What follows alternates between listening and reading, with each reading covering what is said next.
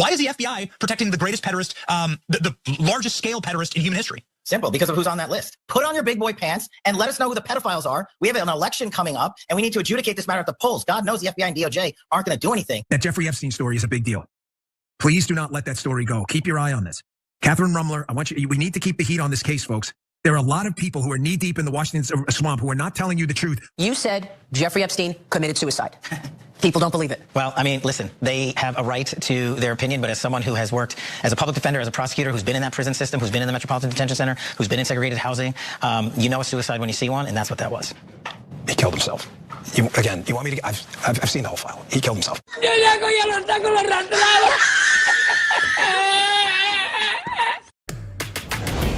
It's the Homeless Left with Matt Weinglass and co-host Jay Scott. Episode 120, We the People. With special guests, We the People Party Chair, Levi Leatherberry. And a real fake news update.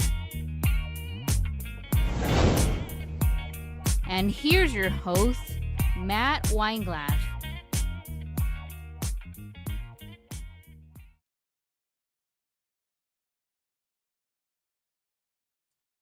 All right, here we go. Welcome, guys. Welcome, everyone, to the Homeless Left. I'm your host, Matt Weinglass, and this is your non-tribal approach to news channel show, live show. We're here every Tuesday, Thursday, noon Pacific. That's 3 p.m. Eastern, and we give you guys the stories in a way that is not part of a team or a party or a tribe. We are non-tribal. And so when we present to you the day-to-days and the big stories and the small stories and the D's versus the R's and the MAGAs versus the whatever we want to call them, the vote blues, no matter who's on the other side, when we give you guys the stories, we do it in the most critical thinking way possible, which means that we're not tied to a particular party or tribe winning a point and another particular party or tribe losing a point. We're just interested in getting to the truth and obtaining justice for all, for humanity. That's what we do. That's what we're about. So we welcome you guys all, one and all. If your first time checking us out, thanks for being here. We're for everybody, not just for people that are homeless on the left. We happen to have started from the left. Here we are now. Our party let us down. We figured that out a little while ago. What we're seeing right now, what's happening in real time right now, we're seeing a lot of people on the right realizing the same thing. And it's a hard thing to go through. You have to kind of do a reality check for yourself. You kind of have to dig deep inside and say, what have I been excited about? What has gotten me excited on election morning when I'm, ready to go to the polls and our party wins, the other party loses. It's been this tribal experience. It's been this sports game, and we're kind of tired of it. And if you're feeling that for the first time, and you might be a MAGA who had so many high expectations for these last 6 months, maybe those expectations have finally run out, and that's okay. This is actually a good thing. So if you're just stumbling on us, we welcome you. We are here for anybody feeling like they're ready for something different. They're ready to stop playing this tribal politics game. And by the way, they're ready to stop listening to all the BS coming from the news stations, the ones that have been claiming to be journalists, the ones that have been claiming to be, getting the story for us. Oh, we're gonna look into it. We'll give you guys the real deal. Whether it's mainstream, which I know pretty much if you guys are watching this now, you guys get the mainstream is complete fabricated theater. We know that. Maybe some people on the right, maybe you're just realizing this about Fox News. They're just as bad as CNN and MSNBC. So we already know that. But also, there's people in the independent spaces that also are protecting a narrative and working on behest of the billionaire class or the elite class. And maybe you're realizing that now too. So we have to do our due diligence as independent media folks, and we have to, look for like-minded ones like us who can be consistent with our principles, with our conviction, and with our curiosity, but above all else, consistent with our courage, because it's not just about getting things right, it's about getting things right when it's inconvenient to do so, not just waiting for it to be okay to call something out like 5 years too late. Like we're about getting it as soon as possible. And it's okay if our ideas change. It's okay if new information comes to the table and it informs us of a new idea that might change our perspective. That's okay. But we're not going to wait around with our mouth shut, waiting for the moment that we get the approval from our overlords. Now you can have a problem. Now you can say there's something wrong with Joe Biden's cognitive ability. Now you can say these things. So we don't wait for that. Give us the okay. We don't have anybody sending us emails telling us it's okay to talk about this now. It's okay to talk about there might have been something not okay with the way COVID happened. There might have been something wrong with that. Might have been something nefariously done as far as locking down the entire planet. That might have been not just accidentally, maybe on purpose. Maybe there's something else going on there. We're not going to wait until it's okay to have a problem with it. We're going to have a problem with it when we have a problem with it. So we hope you guys appreciate that approach, what we're doing here on the show, and the way you can help us out doing this work, just by, doing a like and a share. And if you're just stumbling on our channel for the first time, you can just give a follow to the channel. Whether you're on Rumble with us, our main spot, that's the only place, and Twitter too. We have to give credit to Twitter and to Rumble for not pulling the plug on our show. There's certainly shadow banning going on, certainly things we have to look into more skeptically about how information is given. And some people are elevated, some people aren't. So that's a problem. But, credit where credit is due. They haven't pulled the plug on us. So we appreciate that, Rumble and Twitter. Now, YouTube's a different story. We have lost our original channel. They terminated us for being too dangerous for the community, too dangerous for people's ears, I guess. Words are violence or something like that. I don't know. I don't know what the new thing is, the new warning label. The new warning label is words are violence. Words can cause damage. Conversations can cause damage. So we no longer have the Homeless Left YouTube channel. It does not exist. Try typing it in. It doesn't exist. It's gone, terminated. However, THL Presents does exist for now. So we need all the support, all the help we can get. If you guys are watching us on YouTube, we got the monetization status. I don't know how we did it. It happened. Of course, we could lose this at any time, but for now, here we are. So thank you guys for being part of that. And if you have, the ability to do any, I guess, there's on Rumble, there's the Rumble rants on YouTube. You can certainly do the super chats, and that is awesome. It'll help us a lot. We will highlight your comments. We actually do a segment called Talking Back where we engage with you guys. So any of the Rumble rants or super chats on YouTube, cut to the front of the line, of course. But we try to engage with all you guys the best we can because you're part of this too. You're part of the conversation. This is the other way you can support us on Locals. You can get to that page very easily from our homepage on Rumble, which is just at the Homeless Left on Rumble. And then there it is, the support page right below. And yeah, don't forget not just to like and all that stuff, but the following is important too, because the subscribers, which is, you guys know, is free to do, so you guys can do that, and it helps us out a lot. So thank you guys for all of what you do, and we will be getting to you live on today's show later in the show, Talking Back. We also have a lot of other great stuff planned. I wanted to recognize that opening because today we're going to spend a lot of time with the Epstein files. It's a very important story. We've been covering it for the last several months. Of course, the entire administration, Trump's second term. It's been fail after fail, but here we are. We're going to be doing that story with you with our co-host, Jay Scott, will be coming in shortly. So we'll be covering that. This show today called We the People. It's because we the people demand something more, something different. And fortunately, we're going to be joined by the party. It's called We the People Party. And the chair of that party, yes, it's a new third party. Yes, I'm not talking about the American Party, Elon. I'm not talking about the Green Party. I'm not talking about the Libertarian Party. I'm talking about a new party called We the People. The chair of that party, Levi Leatherberry, will be with us later in the show. So don't go anywhere for that. That's going to be an awesome conversation and so important right now as everything is unfolding. We have a Trump and Netanyahu meeting in the White House. We'll get to that. Real fake news update.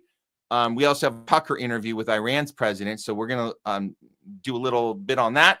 Little deep dive into the Camp Mystic flood disaster. We're going to do a little bit of that later. And we know what it's not. We have a 99 million person study that concluded a COVID vax study that is not going to be too shocking for those of you who've been watching our show this whole time, but maybe some of you it might be very, very shocking. So we'll be getting to that later. And the loudest voice of the week, we have a 4th of July fail for you guys on that. So again, get your stuff, get your comments and questions, all that ready on Talking Back. We'll be getting to you guys later in the show. Big show today. Looking forward to engaging with you guys, and let's get to it. Right now, I think it's time, the way we like to start the show off on Tuesdays, it's time for a little real fake news update. Let's go.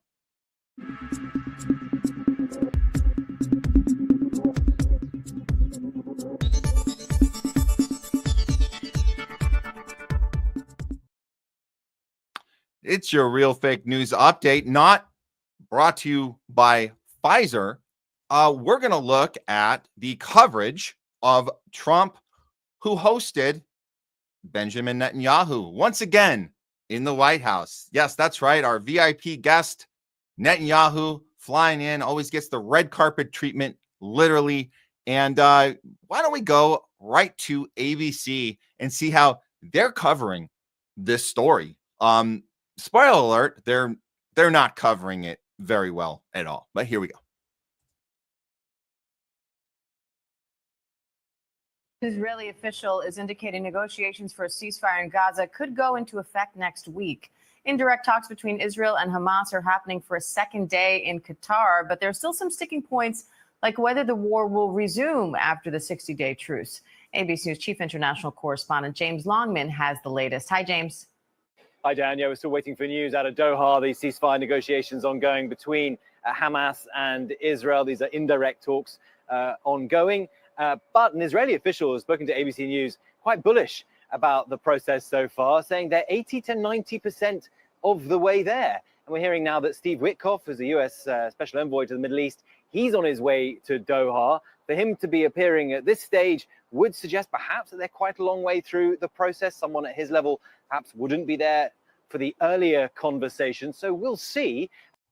Just pausing there. Just again, so the context going into this is complete. It's totally insincere, because even you guys can see the heading on the bottom of the screen is that Israel and Hamas are inching toward a new ceasefire deal. That's not a thing. There's no new ceasefire deal. Every deal Israel has broken, every single deal. So the fact that they're going to not tell you that part and pretend that there's something substantial going on here, and that all these meetings are happening, and we know about Witkoff, we know that he is a psychopath Zionist, and if he's coming to the table again, it's to do another bait and switch, and he was the culprit behind the ceasefire. There's been two broken since Trump took office. The first one that was broken, Witkoff was the guy celebrated for doing that, and then Biden tried to take credit on his way out, if you guys remember that one, where Biden's like, no, we did that. And Witkoff, oh, no, we're doing that for Trump. And everybody tried to take credit for it. And at the end of the day, none of it stuck at all, because Israel breaks every single deal. So the fact that ABC is mentioning Witkoff again, and then not following up on that context, which you guys know, because we're reminding you, is very discouraging, to say the least, as far as what a news organization is doing, as far as how they're trying to drum up some sort of excitement that, this moment in time that we could be leading to something. Nothing is happening here. In fact, what they should be covering is Netanyahu coming to DC not to discuss this. It's actually the opposite. They're talking about, and we'll get to this soon, this idea that a two-state solution is not actually possible, which we've known the whole time, because it interferes with Benjamin Netanyahu's ultimate plan and Israel's ultimate plan for greater Israel. So there's no deal being done here. But let's see if they have anything of honest coverage to do on this, and then we'll get to what actually happened in the meeting, and because we're going to cover it accurately. But it remains the case that there are these big sticking points that have hindered every one of the ceasefires that have been negotiated through this conflict. Namely, the idea that at the end of the period, on this occasion, they're talking about a 60-day pause in the fight, there'd be a permanent peace, and that the IDF would completely withdraw from the Strip. That is something that Netanyahu's coalition partners here in Israel are adamant that they do not want to see happen. So we'll have to wait and see if an announcement does indeed come this week, perhaps through the weekend into next week.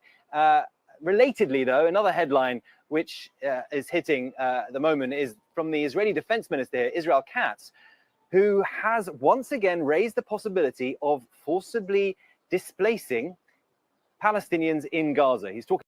Okay, so at least they're mentioning that part, that Israel, behind all of this crap about a ceasefire deal, they actually just want to get everyone out of there. That's it. That's called ethnic cleansing. That's what that is. There's no way around it. You can try and create a different word about it. You can kind of maneuver around vocabulary, language. But at the end of the day, that's what we're talking about. And of course, that's not something anybody is going to agree with at all. Let's go inside the dinner. We'll call it, it's a quote unquote dinner between Trump and Netanyahu. And let's look for clues as far as who's actually in charge in this room. Spoiler alert, it's not Trump. Okay, here we go. Do you think that there can be a two-state solution that creates an independent? I don't know. I'd ask Bibi that question. You have the greatest man in the world to answer that age-old question. Wow. So right off the bat, Trump, tell us how this two-state solution could work. I can't tell you that. I'm not in charge. So we have the greatest man in the world. The greatest man is sitting right here. Why don't you, Mr. Great Netanyahu, murderer, psychopathic genocider, killer, why don't you answer the question? Because I don't know if I can do it justice, since you're actually calling the shots. All right, take it away, Benjamin Netanyahu, psychopath murderer. State. Go ahead, you give him your honest answer. I think Palestinians should have all the powers to govern themselves, but none of the powers to threaten us. And that means that certain powers, like overall security, will always remain in our hands. Overall security will always remain in our hands. I'll bring me up here. We would love for them to have their own way to live in a normal way. But the problem is we're going to keep the security control, and we're going to control everything that we've been controlling for years. They've been in an open air prison. That's not going to change. The only thing that's going to change is there's going to be less of them because we're murdering them and starving them to death.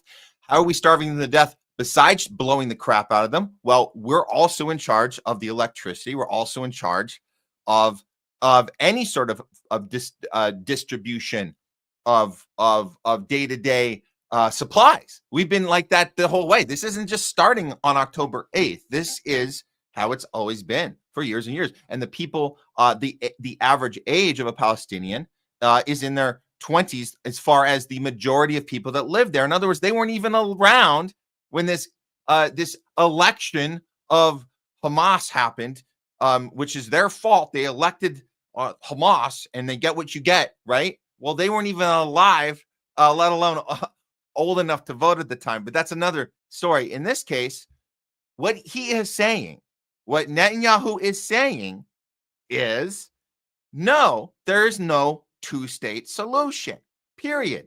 We will control them. They will never have an army. They will never have military capabilities. They will never be able to police themselves. They will never be able to have security for themselves, because if they did, then we'll feel too threatened. And our feelings are more important than not just theirs. Our feelings are actually more important than anybody on the planet. If we haven't made that absolutely clear by now, we'll drive it home with this point, which is no two-state solution, period. Go on, Netanyahu. Anything else? Now, that is a fact. And no one in Israel will agree to anything else because we don't commit suicide. We want life. We cherish life for ourselves, for our neighbors. And I think we can work out a peace between us and the entire Middle East with President Trump's leadership. And by working together, I think we can establish a very, very broad peace that will include all our neighbors. So there you go. And the mainstream media will not comment on this. They're not gonna get curious about any of this, which you would assume they might if your job on CNN or MSNBC is to make Trump look bad. So this is the giveaway. And for anybody who's still convinced that Trump is the greatest threat in our entire existence, then where is the pushback from MSNBC and CNN? Because that's been their job for the last 10 years. Their job is to ram it in our throats that this is the most dangerous person on the planet. So why are you not commenting on this? Why are you not saying, why is Trump not answering this question? Why is Trump passing it back to Netanyahu? They're not going to tell you because that's not their job. Their job is to pretend that Trump is the problem and Netanyahu is just a normal, this is just a normal thing we do when we host prime ministers of foreign countries. This is just how we behave. No, it's not a thing. So listen, if that's not enough to boil your blood, wait till you see this part. Is Netanyahu about to nominate Trump for a Nobel Peace Prize? No, this can't be. This has to be satirical, right? I want to present to you, Mr. President, the letter I sent to the Nobel Prize Committee. It's nominating you for the Peace Prize, which is well-deserved, and you should get it. Thank you very much. This I didn't know. Wow.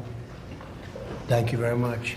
Thank you. Coming from you in particular, this is very meaningful. Thank you very much. Coming from you in particular, it's kind of ironic since you have killed thousands and thousands and thousands of children. It's interesting that you're giving this to me because I'm the one who funded all of those thousands of children, if not for Biden funding it before I came in, but I'm one of the joint funders of the genocide of these children. So it's kind of funny that you're giving me this nomination. So I thought I'd point that out. Thank you. Thank you for everything you're doing. Thank you. It's a great honor. Great honor. Great honor indeed. From Howard Beckett, we're truly living in a time of imperial authoritarianism.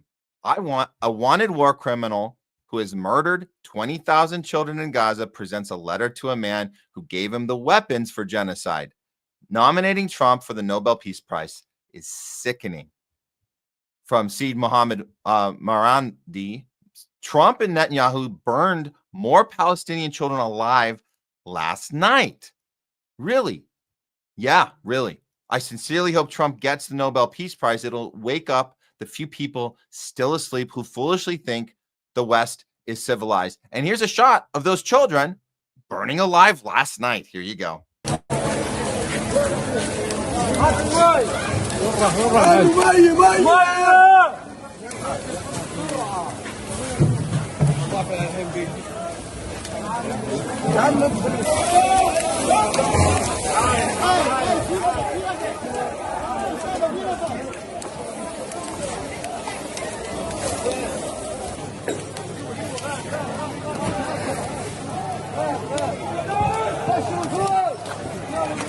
For those just joining us, this is not a compilation of the worst of the last year and a half. This is last night. This is last night.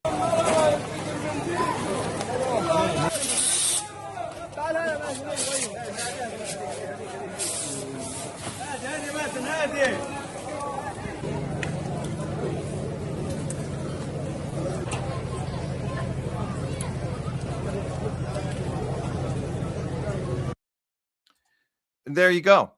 Oh, and if that's not enough, how about more fuel to the fire, literally and figuratively speaking? We just found this out. New documents reveal that U.S. is pouring hundreds of millions of dollars in military aid into building IDF air bases and facilities in Israel. Wow. And that's not even including the millions and millions that Trump has given and Biden has given since October 7th. And it's not even including the $4 billion that we give every year anyways. So there's a lot of money. There's a lot of wheeling and dealing and shady shit between two psychopaths, one controlling the other. And I'll stick to that until I'm proven otherwise. But the point is, this is how you report on the news. This is what's actually going on. And you're not going to get this story from the mainstream at all, because it doesn't matter if they're on CBS, ABC, Fox News, MSNBC, or CNN. Their job is to protect the powerful people, the Israeli lobbyists, AIPAC. Their job is to protect the donor class, the elite, and above all else, Israel. So none of that you're going to get from mainstream. And that's why this is a real fake news update, not brought to you by Pfizer.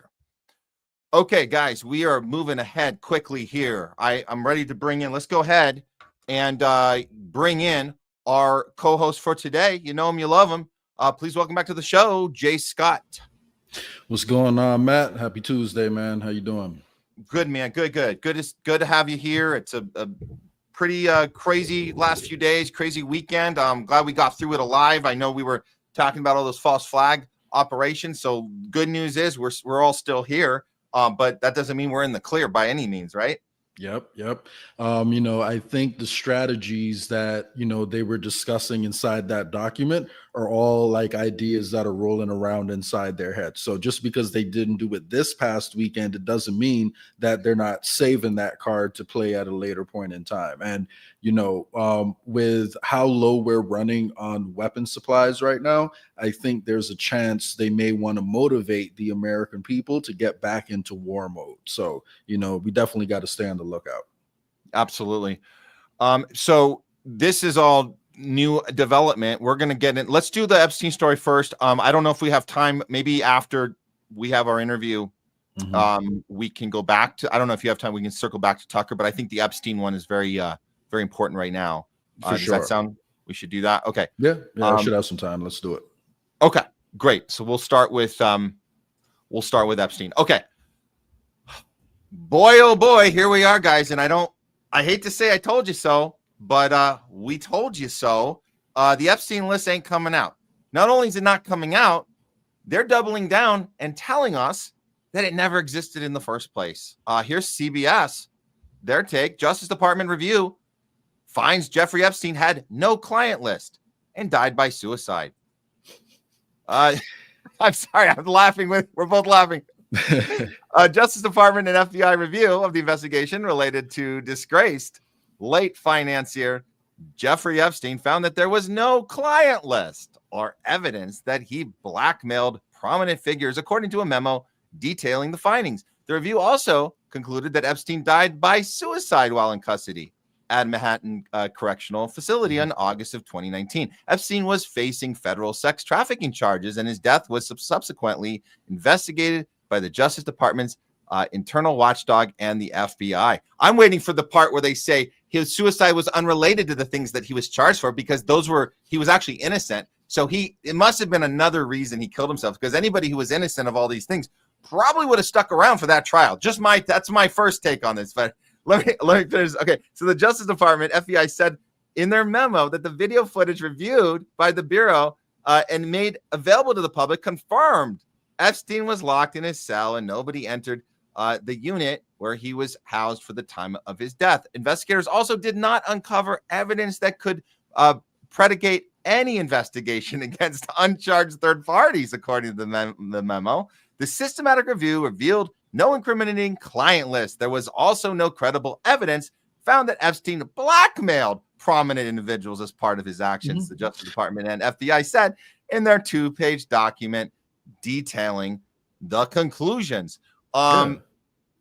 He's a lone perverted werewolf, man. That's all it is, man. Like, it's not like there's any evidence of Trump's Secretary of Labor, Alexander Acosta, pointing out that Epstein was an intelligence asset. So, that's all a coincidence. Like, he must have got something confused back then. And I think, like, if people just look at the actual statements around the case, the more you look into it, the more you become sure that it is a setup. And, Epstein is definitely, working for multiple intelligence agencies, not just one, but he seems to have the closest ties, I guess you could say, to maybe one or two, but he's likely somewhat of a freelancer. So it's just crazy seeing the 180 that Trump has made, Trump's people, I should say, have made on this topic. So it's totally crazy. And I'm not, let me be clear. I'm not showing any sympathy or empathy to anybody on this team, but it would be interesting to be part of this team right now that has the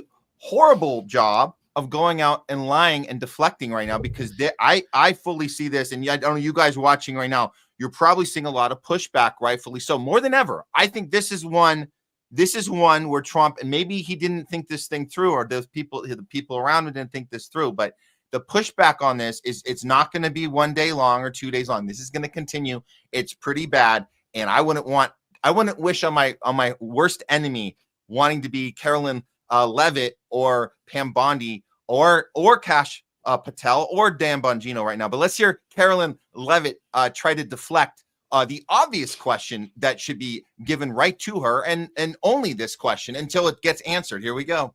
FBI have now concluded there was no Jeffrey Epstein client list. What do you tell MAGA supporters who say they want anyone involved in Jeffrey Epstein's alleged crimes to be held accountable? This administration wants anyone who has ever committed a crime to be held accountable, and I would argue this administration has done more to lock up bad guys than certainly the previous administration. No, you haven't. If you're talking about punching, you're talking about punching down on people without power and locking up illegal immigrants, then congratulations on that. But no, you have not locked anybody up in a position of power that did anything illegal. You haven't. Zero. Oh, and don't forget, it's not just illegal immigrants now, man. Yeah. Now he's expanding it to also legal immigrants, and he's even said naturalized citizens, even U.S. born citizens, he said, if you are against Israel, man, you better watch out. Yeah. You better watch out. It's a crime to be against Israel. I just love how her doubling down on, we're holding people accountable. No, you're not. You're not. You're only going after people who don't have positions of power. And like you said, Jay, it's everybody in that. That's all of us. There's there's them up here who are protected, and then everybody else you can have marks on your belt, notches on your belt for how many people that don't have power that you locked up. Good for you. Well done. Seriously.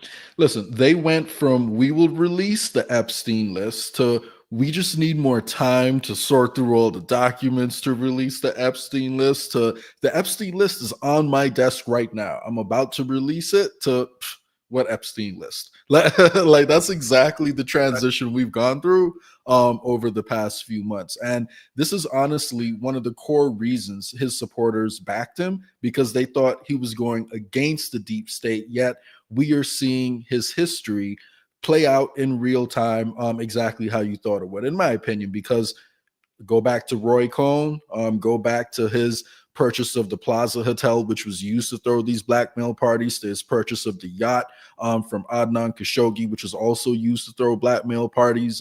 He's been part of that scene for a long time. And he even said in a Fox News interview last year during the election year, he wouldn't hesitate to release 9/11, wouldn't hesitate to release JFK files, but that Epstein list, he said in his own words, there's a lot of phony stuff on that list and a lot of names are kind of getting thrown around in there. So we wouldn't want to, disturb any innocent people who might be falsely accused in there. Yeah. So I'm paraphrasing what he said, but just go look up the interview. So that's where we're at with him. We actually have the clip. I'm going to play it in just a sec, but let's hear her try to stutter around and throw it back at Pam Bondi and say, she'll take care of it. She's not. Yeah, she'll speak for it. But here, let's hear her try and finish this lame answer. And the Trump administration is committed to truth and to transparency. That's why the Attorney General and the FBI Director pledged at the president's direction to do an exhaustive review of all of the files related to Jeffrey Epstein's crimes and his death. And they put out a memo in conclusion of that review There was material they did not release because, frankly, it was incredibly graphic and it contained child pornography, which is not something that's appropriate for public consumption. Okay, so this is called gaslighting. This is not what people are demanding. No one, there's actually two things I'll say. Obviously, the first one is no one's demanding to see child porn. That's not a thing. So stop trying to twist it around. Like, hey, I know you guys really want to see this, but it's illegal for us. No, we no, just want to know who's on the videos. Yeah, that's all. Nobody cares about seeing graphic content. We care about incriminating evidence of people in power.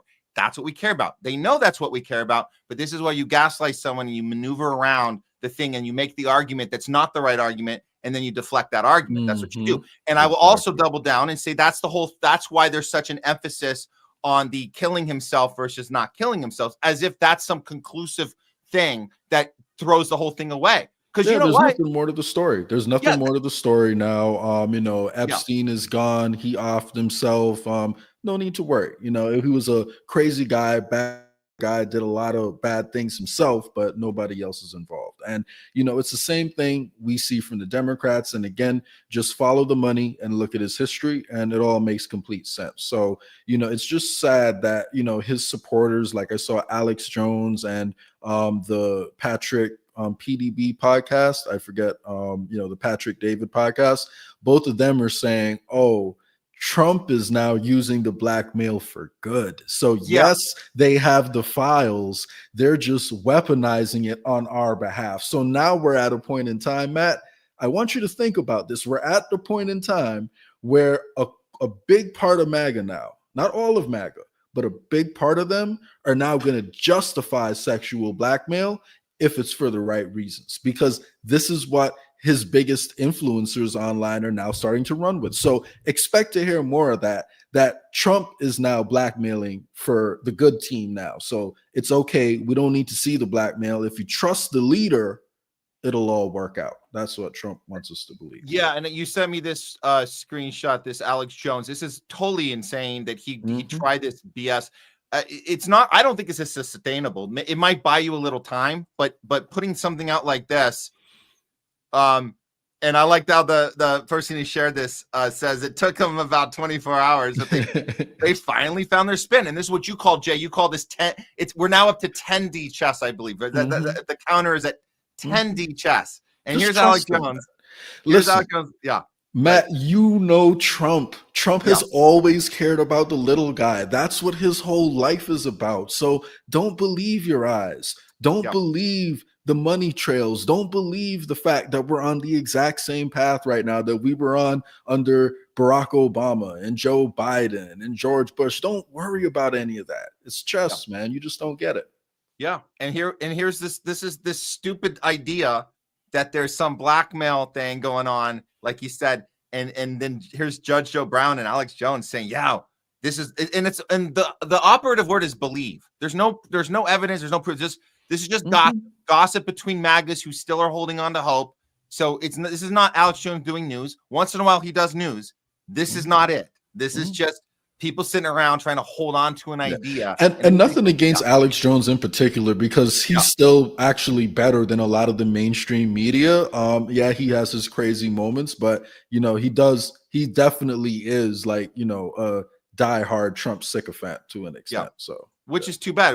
I wish he was leaning closer to the Tucker side, where Tucker can show that he can be skeptical of the guy that he voted for, which we need more of. And I think we are seeing that in a lot of cases, which is a good thing. And we always say on the show, it's nice seeing that on the right, because we don't see that anywhere on the left. There's not 4 years goes by with a demented president, and you don't get anyone pushing back.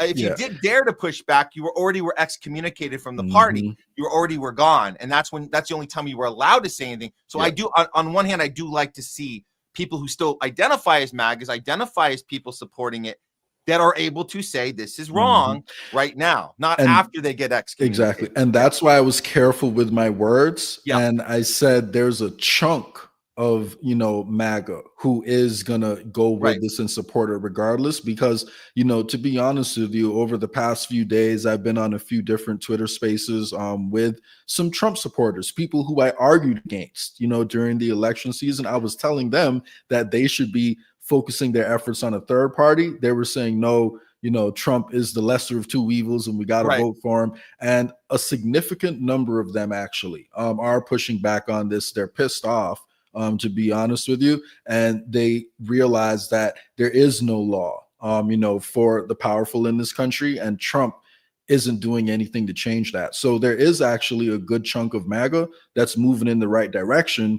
And if only the Democrats would be willing to criticize their own people to the same extent that MAGA is able to do it right now, to be honest with you, I think, you know, we could actually make a ton of progress if the Democrats did that. But, you know, it's such a top heavy party where the people at the top really set the agenda and control the rest of the party that, you know, I personally, it's hard for me to see it happening in the short term because, like, as of right now, the left is the establishment at the moment. Yeah. So exactly. All right. Well, let's see a little bit about Pam Bondi's maneuvering in this. So this is the tape everybody is referring to, where she talks about the files being on her desk. Here's the actual tape of her saying that. DOJ may be releasing the list of Jeffrey Epstein's clients. Will that really happen? It's sitting on my desk right now to review.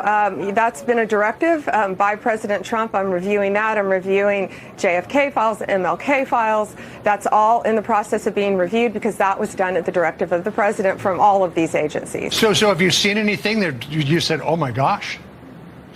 Not yet. Okay. Well, we'll check back with you.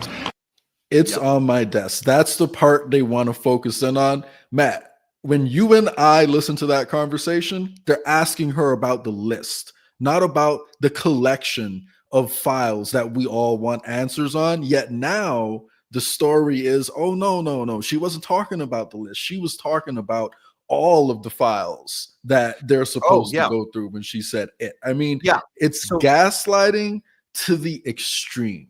So this is this morning. This is Trump interrupting Pam Bondi as she's getting asked directly about this, and you're right, Jay. They already have the spin ready. It's that's not what she meant on that tape, and everyone thinks it is, but she's here to correct it. But what Trump does first, and pay attention to this: the interrupting is by design. This was pre-planned. So he's going to interrupt and deflect that this is a stupid story to begin with, because, and this is the bad apple theory. This is the thing that everybody falls for over and over. Hopefully not now. I think people are not going to fall for it as much this time, but. Can we stop talking about that disgusting piece of crap, because he's independently disgusting and we just want to move on, guys. Can we just look, we all agree he's just right. We agree he's disgusting. He's a horrible person. Can we just move on? That's the bad apple mindset. And I think people are not. He's the lone pervert. Yeah, it's not lone wolf. He's the lone pervert. The lone pervert. Case closed. He's dead. He killed himself because he's such a horrible person. We're done with it. Okay, so that was by design, and then Pam Bondi then doubling down that she didn't actually mean what she just said on that tape. So what? This just happened this morning. Here we go. Released yesterday in Jeffrey Epstein. It left some lingering mysteries. One of the biggest ones is whether he ever worked for a American or foreign intelligence agency. The former Labor Secretary, who was Miami U.S. Attorney Alex Acosta, he allegedly said that he did work for an intelligence agency. So could you resolve whether or not he did? And also, could you say why there was a minute missing from the jailhouse tape on the night of the staff? Yeah, sure. Hey, Pam, could I just interrupt for 1 second? Are you still talking about Jeffrey Epstein? This guy's been talked about for years. You're asking, we have Texas, we have this, we have all of the things.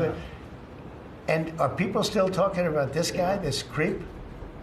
That is unbelievable. Do you want to waste the time, and do you feel like answering? I don't mind answering. I mean, I can't believe you're asking a question on Epstein at a time like this, where we're having some of the greatest success and also tragedy with what happened in Texas. It just seems like a desecration, but you go ahead. Sure. First, to back up on that, in February, I did an interview on Fox, and it's been getting a lot of attention because I said, I was asked a question about the client list, and my response was, it's sitting on my desk to be reviewed, meaning the file along with the JFK, MLK files as well. That's what I meant by that. Also, to the tens of thousands of video, they turned out to be child porn downloaded by that disgusting Jeffrey Epstein. Disgusting. Okay. All right. This is, again, these are prepared talking points. They think it's enough to get people to go, oh, okay.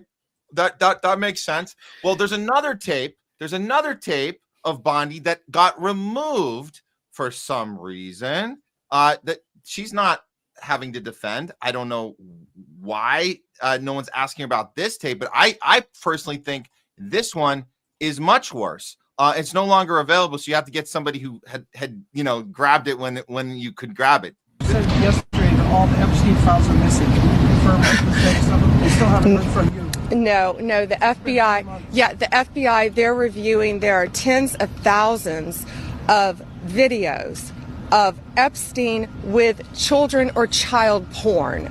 And there are hundreds of victims. And no one victim will ever get released. It's just the volume, and that's what they're going through right now. The FBI is diligently going through that. I haven't seen that statement. So the reason why this is more incriminating from what I'm seeing, Jay, is that if they're going through hundreds and hundreds and hundreds of hours diligently of child porn with no intention of showing it to the public, why are you going through it at all then? If there's nothing to show, because people aren't supposed to see graphic content that's illegal, like child porn. So you already knew that going in. We knew the law because you had to reiterate the law to us that the public shouldn't be demanding to see illegal child porn. So why would you go through it at all? What were you looking for? I mean, when I hear that, what I hear is tens of thousands of videos of Jeffrey Epstein and child porn. So does she really mean that, there was just 2 videos of Jeffrey Epstein and a bunch of child porn? Like, would you really have phrased it like that if that's what you meant? So, I find the whole spin that she's trying to put on it now insane. And I think that's why we're actually seeing this public division between Elon and Trump right now, because in my opinion, this is only my opinion, but in my opinion, I think the America Party that Elon just launched is intended to capture the people who are against war and who are against this, Epstein list, despite the fact that the person who founded it has also been allegedly tied to, like people within those circles. And he's made all of his money through government contracts directly, involved in our foreign military. So, and the tech industry. And he wants to, put a chip in our brain, which, that doesn't cause any concern at all. But that's why I think none of this is a coincidence. They know people are more unhappy than ever. They're about to be upset with Trump's failure of a presidency. And so they're setting up where they want to channel that energy next, because and unfortunately, I don't think, we're going to get anything good. I think it should be obvious we're not going to get anything good from the Democrat and Republican parties at this point. So, no, which is absolutely not. Yeah. Let's look at that. You mentioned the Trump hesitation when he was originally asked. This is important. So, you guys, you don't have to be a body language expert to see how he shifts from the few questions. Specifically, Epstein comes up and his body language completely shifts. So just, pay attention to this. This is body language is important. We all have the detector. So watch closely. Here we go. People think that one way to build trust is to declassify things that everyone's talking about. I know you just talked earlier about, I don't want to be a conspiracy theorist. So if you were president, would you declassify, you can answer yes or no to these. Would you declassify the 9/11 files? Yeah. Would you declassify JFK files? Yeah. Would you? I did a lot of it. Would you declassify the Epstein files? Yeah, I would. I guess I would. I think that less so because, you don't know it. You don't want to affect people's lives if it's phony stuff in there, because there's a lot of phony stuff with that whole world.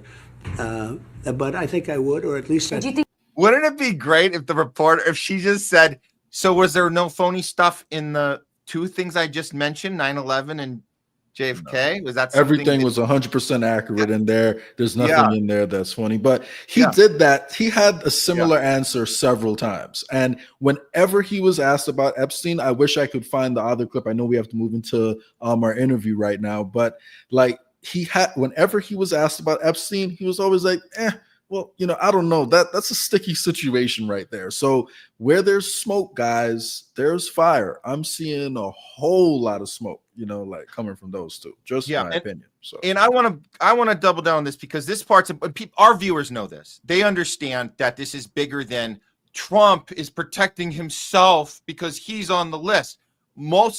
All the Democrats I know in LA, that's all they're constantly obsessing over this part. And look, I get it. You guys smell something funny, you're calling it out. But it's so much bigger than this. We're talking about Israel here. Look, if Trump had the emperor power that a lot of people here think, a lot of these no king rally people, no kings, Emperor Trump, if he had that much power and it was all about him protecting himself, guess what? He could take himself out of it and you could release it without him in it. You could do that if you were really Emperor Trump. But that's not what we're dealing with here. We're dealing with something much larger than Trump's involvement. We're talking about Israel being in charge and Epstein being a Mossad agent. That's what we're talking about here. And I will say, sorry, really quick. I will say, you know, I still disagree with you a little bit. I don't think Israel is in charge. I think Israel is a weapon of the people who were in charge, and Zionists are pretty much just another pawn in their game. But either way, they have a huge amount of power because they need to, you know, like for that position. So I still agree their power has to be dismantled and it has to be addressed. But I would just say I think there's a bigger force behind them. So I appreciate our little small disagreement on this, but I'm going to double down from the position of Hollywood and understanding that Hollywood it's people think the A-listers here are the rich people calling the shots. No, always ask yourself who's writing the check. Whoever's writing the check for Beyonce has more power than Beyonce. Whoever's writing the check for LeBron has more power. So who's writing the check? And I'm gonna quick clip of Cash Patel and Bongino. So if you're telling me that they just happen to be Zionists who happen to believe these things, then tell me this: why are they having to say it out loud in such an awkward way? If you were really in charge of your own Zionism and Israel was just an arm of that, then you wouldn't have to look like a complete idiot doing this. Shut off the machinery that feeds money into Iran. We will no longer have 100 hostages still in captivity, Israeli and American and otherwise, by Hamas and Iran's Hezbollah mercenary forces. We need America to wake up and prioritize Israel and bring home Israelis and make sure we stand by our #1 ally in Israel. Or this. Dear to your heart. Cause is dear to my Israel. Defense of Israel. So this is the things like when you are, again, from the point of view of Hollywood, when you are given a position of power, you have an obligation and a duty to your overlords to give them a little tip of the hat here and there, do your little sign here and there, do your little shout out, do your little thing. So I'm not sure, you know, it's a small disagreement here, but the point is something's bigger than Trump being on a list or Trump being in a tape. That's what we're saying here. It's much bigger than that. If the FBI director and deputy director are telling us that we need to prioritize Israel as they're going, their job was supposed to be going through the files, going through Epstein, a guy accused of being a Mossad agent, and they can't produce anything for us. And I believe it's because of who's really in charge here. That's my take. Yeah. I mean, I don't disagree at all that Zionists have a ton of power. I just believe that they're front men for a more secretive organization that we know less about. Because if you were to sit there and ask them about, say, the Knights Templars or Freemasons, for example, my guess is, you know, you probably would get similar answers. And, you know, in addition to Zionists who were in those positions, there is also a huge overlap, you know, with secret societies and positions of power too. So just something to think about. All right. Well, we'll end on this agreement. I know we can all agree on this. Elon threw this out. Here we go. What's the time? Oh, look, it's no one has been arrested. A clock again. The official Jeffrey Epstein pedophile arrest counter stays at 0. Elon is good at trolling people. I will say that. You know, he believes in free speech more than some other oligarchs, and he's pretty funny sometimes. So I'll give him that for sure. So cool. All right. Enough on Epstein for now. I think we're ready to move on. I believe our guest is ready, which is very exciting. I'm really happy to have this conversation today. Jay, do you want to if he's I believe he's I saw him here earlier. Is he? There we go. Okay. So Jay, I'll pass it to you if you want to give the intro, and we'll take it. We'll take it from there, and I'll bring him in because I can control from here. So go for it.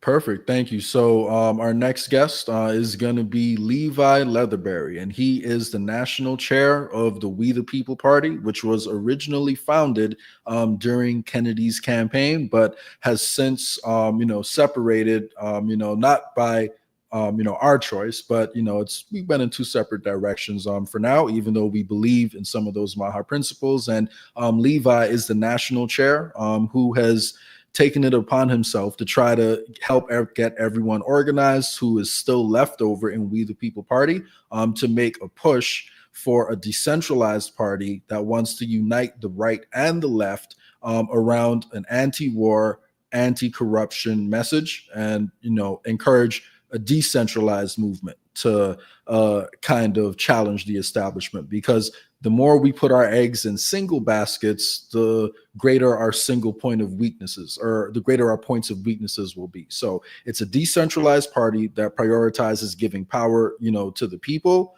and letting the voters actually decide the issues. But I don't want to give too much of a description because Levi can explain it a lot better, than I can. I've just, joined as the Austin chair. So I'm excited to bring him in and, have this conversation. So, all right, well, let's welcome to the show, Levi Leatherberry. Welcome, Levi. Hi, thank you for having me. And thank you, Jade, for that introduction. He is right. We're trying to bring the left, right together. We will partner with anybody to make change. That's part of what motivated me to get involved in the Kennedy campaign and various other independent campaigns in 2024, which is that we wanted to see substantive change on the ground in all the different counties, state and local and national in these 50 states. But, election to election, there's not too much change. Like, they often say, doesn't matter who you vote for, at the end of the day, you get John McCain, right? And we want to make sure that we actually give people another choice in their communities where they can see the impact in their lives directly. Great. So when did you decide, Levi, that you were going to spearhead this movement? What was the clincher for you to take the lead on this? It was a little bit, I'd been working the space for a few years, and it was a bit of a coincidence because when I joined, they needed a few state leaders. So I became one of the state leaders helping set up these parties. And then I ended up being the chair in Oregon for We the People. And I helped set it up in a few other states as well. We actually were quite comprehensive. It's like many states we had We the Peoples, but when they partnered with Trump, they shut a lot of those down, right? They wrapped up a lot of those states, and I knew how precious ballot access was, so I really worked to defend it in the states I was working, and we were able to push through into 2025. And then there's all these teams who had already done all the hard work, who'd already said the things, and I started helping them and showing them how to do party maintenance, how to actually set up all the hard work of it. And I just kind of fell into it, to be honest with you. It wasn't a grand ambition, but it was more just a practical thing. I had experience in it. I'd previously worked for No Labels and for the Ford Party and for other organizations all over the world. And I had already understood the complexities of ballot from Texas to New York to California to Oregon to Hawaii. So it really just became an issue of how do we get action? Like how do we see these MAHA goals on the local level? And quickly, because Oregon was able to, we still kept Kennedy on the ballot, he got enough votes that we were able to get party maintenance. So we're good till 2028. And a couple other third parties collapsed because they didn't get enough votes. So the Constitution Party, some of the other Green parties, they're having issues. And so we started having all these other small third parties come to us because we had ballot access and they didn't. And we're like, will you run our candidates? Will you, if we agree with you on 4 or 5 issues, the top 5 issues, from Portland to Seattle to Texas, will you work with us? And the answer is yes. The answer is hell yes. That's wonderful. That's exactly what we want to do. And that's the only way you actually get change is when the left and right come together on an issue. So that sounds a little different than what we've heard from other, approaches from other third parties that have run into a lot of obstacles, not really wanting to reach out, not wanting to work with other parties. This seems very refreshing. I just to hear this. So there's cooperation going on. Doesn't matter if it's right or left. You're coming together to say, how can we? The goal being get as much ballot access as possible. So this is working in Oregon. What other states is this working in right now? Like where are we at right now with this? Well, we're all over the place. We're setting up in Pennsylvania here shortly. I believe they have the convention here in the next few days, in less than a week, for their leaders. Florida's setting up here shortly. We have Washington, Oregon. We had Hawaii there, North Carolina. There's groups in New Mexico, Texas, like Jay here who's kicking butt, and it's awesome. Texas is a very unique beast because every year they wipe out their third parties. So you have to pay $3 to $5 million to collect signatures within a 4 to 6 week window. And it's just so we're building up to the county and local level so that we can still in Austin and Houston and El Paso and Dallas, Fort Worth, we can still represent the majority of the big cities to make sure that we're getting people those choices until we can come together and unify and build a bigger state movement. And that's indicative of just how hard ballot is all over the country. It's very unique state to state. And what we're doing is we're focusing on the states that are easier to get first, because we have a long time horizon. We don't have in 6 months, we have to be on the ballot for a presidential race. We don't have to super rush where we have to do all these like really expensive states like Texas or California or New York, which are unique because they have so many electoral votes. They're so important to who the president is. You have to spend all those tens of millions up front. But if you're not doing a presidential race, the requirements are lower and the windows are wider. So we can go to places like Arkansas or Florida or Pennsylvania and make those our priorities and just build up a grassroots movement without requiring millions and millions and millions of dollars in giant donors from day one. We can use it for the people and their passions and for their local action. And it's just a different approach. And if we're able to get to 26 states, should be fairly easy by the midterms, by focusing on the states that are easier. That's more than you need for electoral college for 2028. So that means our candidate will be on free day one. They'll be able to be included into all these metrics and all these things, and they'll also have a lower barrier to lawfare because you get sued like crazy if you submit signatures as an independent. But if you just get nominated, that means we can already nominate a presidential candidate or national candidates or local candidates for free. And just in Oregon, there's 30,000 local races. Like we get a list of when we set up a party, we get a list of all the positions in the state like you can run for that most people never see in their lifetime. And the Democrats and Republicans never talk about it. They don't challenge 90% of races, 87 to 92, it depends on the state, percent of races. The vast majority of races are never challenged. And so by challenging those, we actually can really change the game without even spending one dime, because for us, it's Zoom calls and organizing in person. But for them, they have to pay for every candidate we run, and the ones that for 120 years they've never touched, which means their donors for Democrats and Republicans now have to cover the spread for more than 5% of races, which means we run 6%, 8%, 10% of these races, these local races nobody focuses on, we can radically change the financial landscape in these states. So that's another reason for third parties to come together and collaborate. The more candidates we get, the higher the bill goes. For the people who are trying to literally buy our democracy, we're going to make them literally pay to try to take these states from us. And we're going to raise the cost 10%, 100%, 1,000% by just running people for those 30,000 races that they've never been challenged.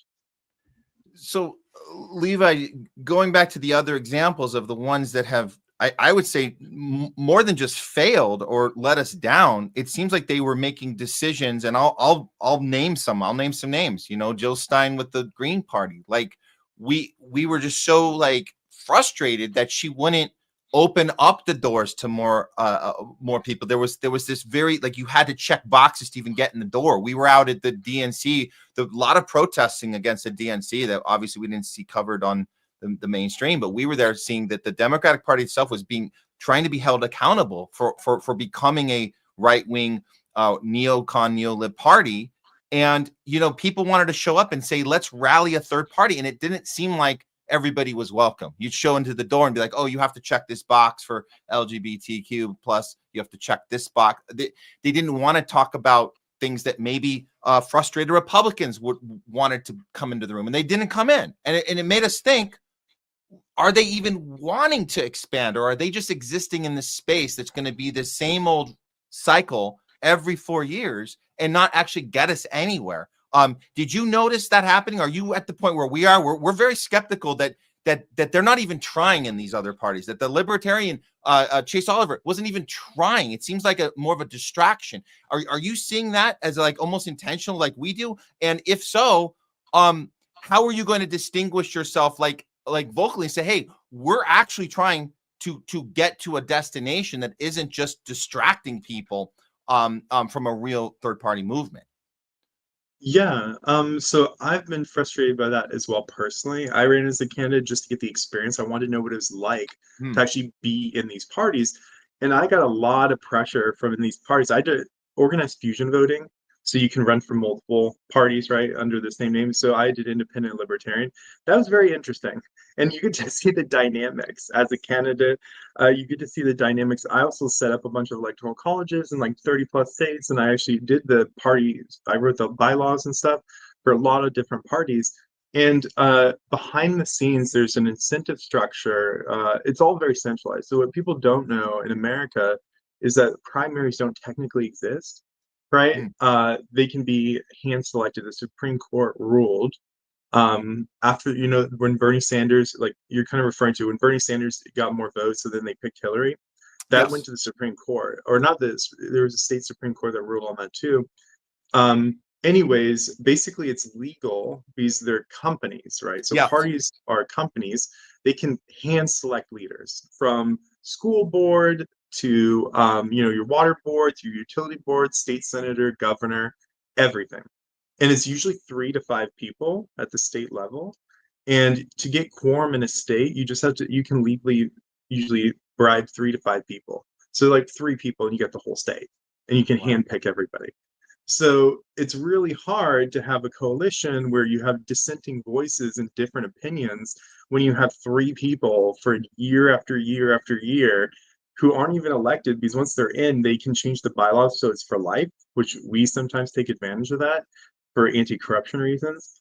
But the answer is to get power into the hands of the people. So instead of 3 people to 5 people picking everybody, what we do is in our bylaws, we take, I was one of the first to this, we take the powers as chair and we delegate it down to the members. So the members pick the candidates, the issues, and even when the majority of the money goes, you know, every 6 months or every year, that allows them to actually have the power to pick a diverse selection of leaders.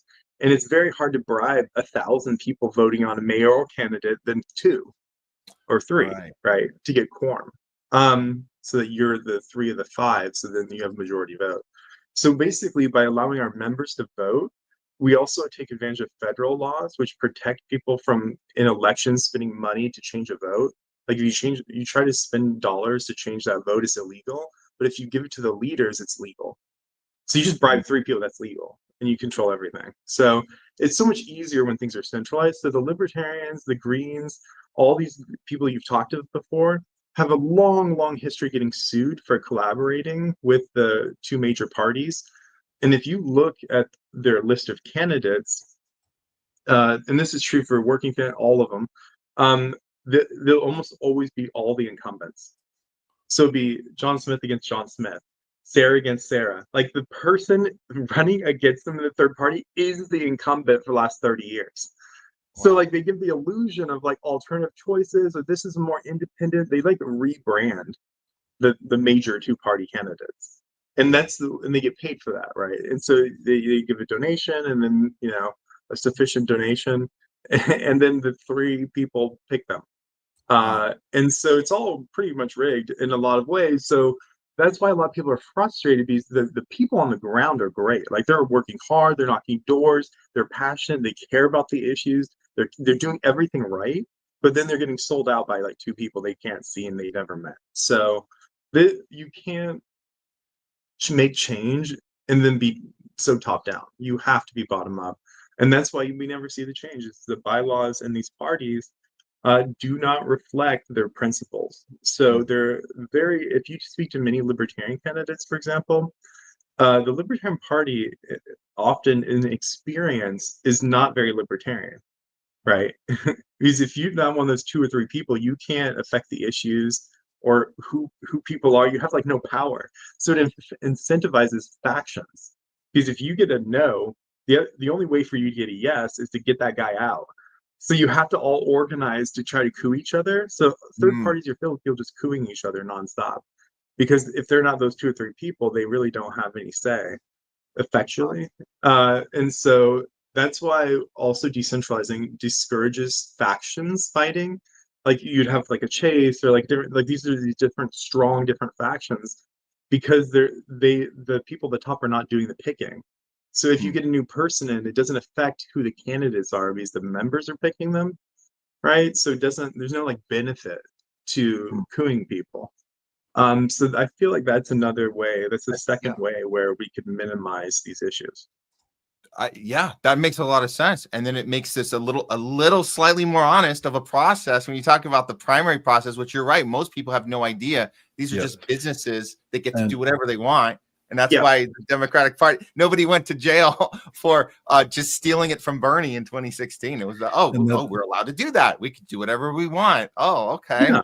Exactly. And what that process does is it encourages consensus building, right? Like in the community, because you have to talk to people in your community and in the party about the issues that are most important to you. And if you can inspire enough people to care about those issues and think about those issues the way you want them to, then they will list those issues as their core issues, because whatever candidates we get have to sign a pledge to fight for at least 3 of the top 5 issues that the party wants to get accomplished. So you have a party now that is literally giving the power to its members. So it's such an important distinction that also helps people understand the way government works, because now you have to think about, well, what different issues can each level of government affect? Because I have to have my issues for the city level, I have to have my issues for the state level,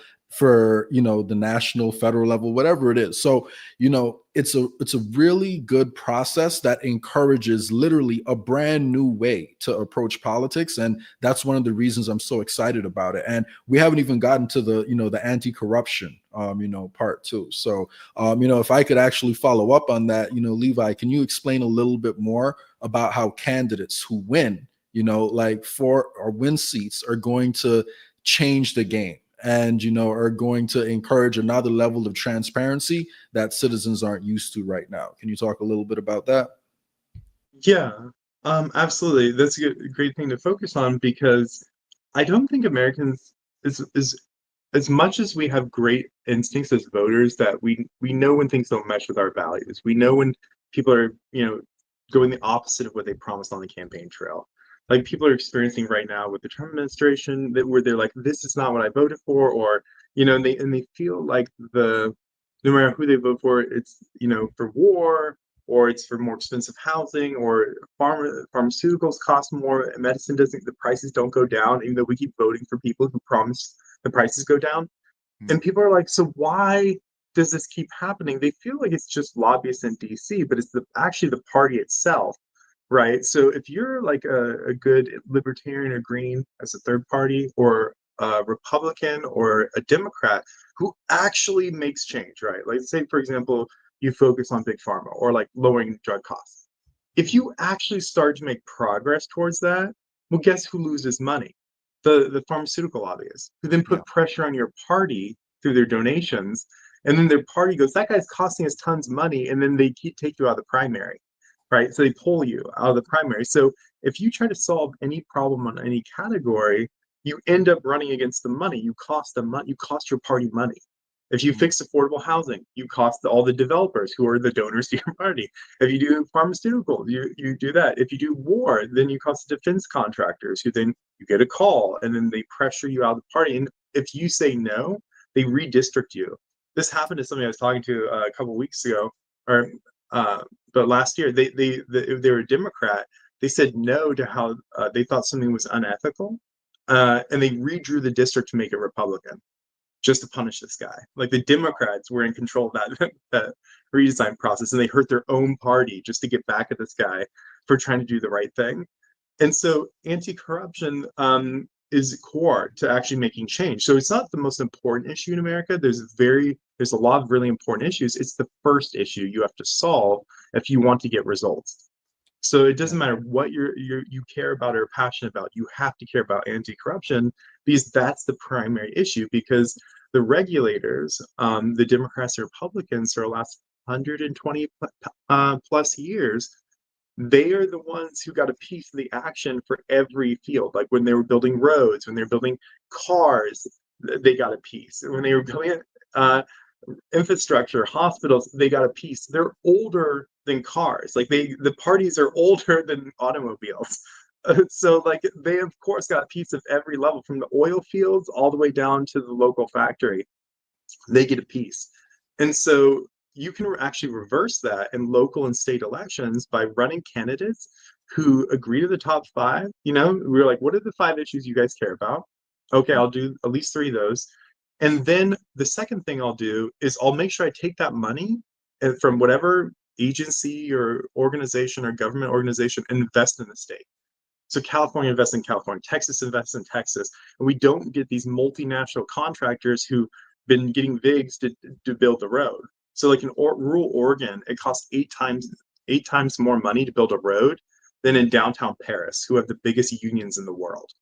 So the country, and the biggest city in their country, and with the strongest unions, are cheaper, much cheaper and faster at building roads than we are, because the graft is so insane. The corruption is so insane on every level. Everything we try to do, we're paying 8 times more. So we could build 8 times more road and get 8 times more jobs to local and state companies to build these roads, to fix these schools, to build the infrastructure, to invest in this country instead of these foreign wars, to literally invest in these countries without even raising $1 in tax revenue. So you can spend the same taxes and get 8-10 times more into your community by investing local and not to DC contractors. Not all our money goes out of state. Kind of like you know how with charities they talk about, and I used to work in international development, so I know, but I was doing anti-corruption there too. But you know how like when they give money to a cause, like 80% goes into admin fees, and then like 20% actually touches the issue? That's what we do in America. That's what we do on every issue in America. We take the 80% VIG, and then we get 20% to the field. We're wondering why these contracts take so long to build everything. Like, wow, they've been working on that road for 5 years. And like, why is everything going over contract? Because they're not spending the money on the issue. So our candidates, they agree to represent. It doesn't matter if you're left or right or whatever. You're going to represent what people want in your city or your district. You're going to put the money on those issues. And then the third thing is, to the extent is possible, you're going to show the budget. So that means we can see that you did number 1, number 2, that you invest in what people care about and you put the money on what people care about. And if we even get one candidate in a water board or utility district or a school board or this mechanism then allows us to see the whole system, because they publish the maximum extent of the budget. So we can see where all the money's missing, where all the people are going to the fullest extent possible. And most of these problems, we don't know how bad it is because we only see the tip of the iceberg. These guys, with this commitment, basically, I think we sorry, I got to call that. But basically, the way you make that change is by imposing like a Citizens United reform within the party. Because we can't change it nationally. You need the Supreme Court to do that. But we can impose all those ethical things on ourselves.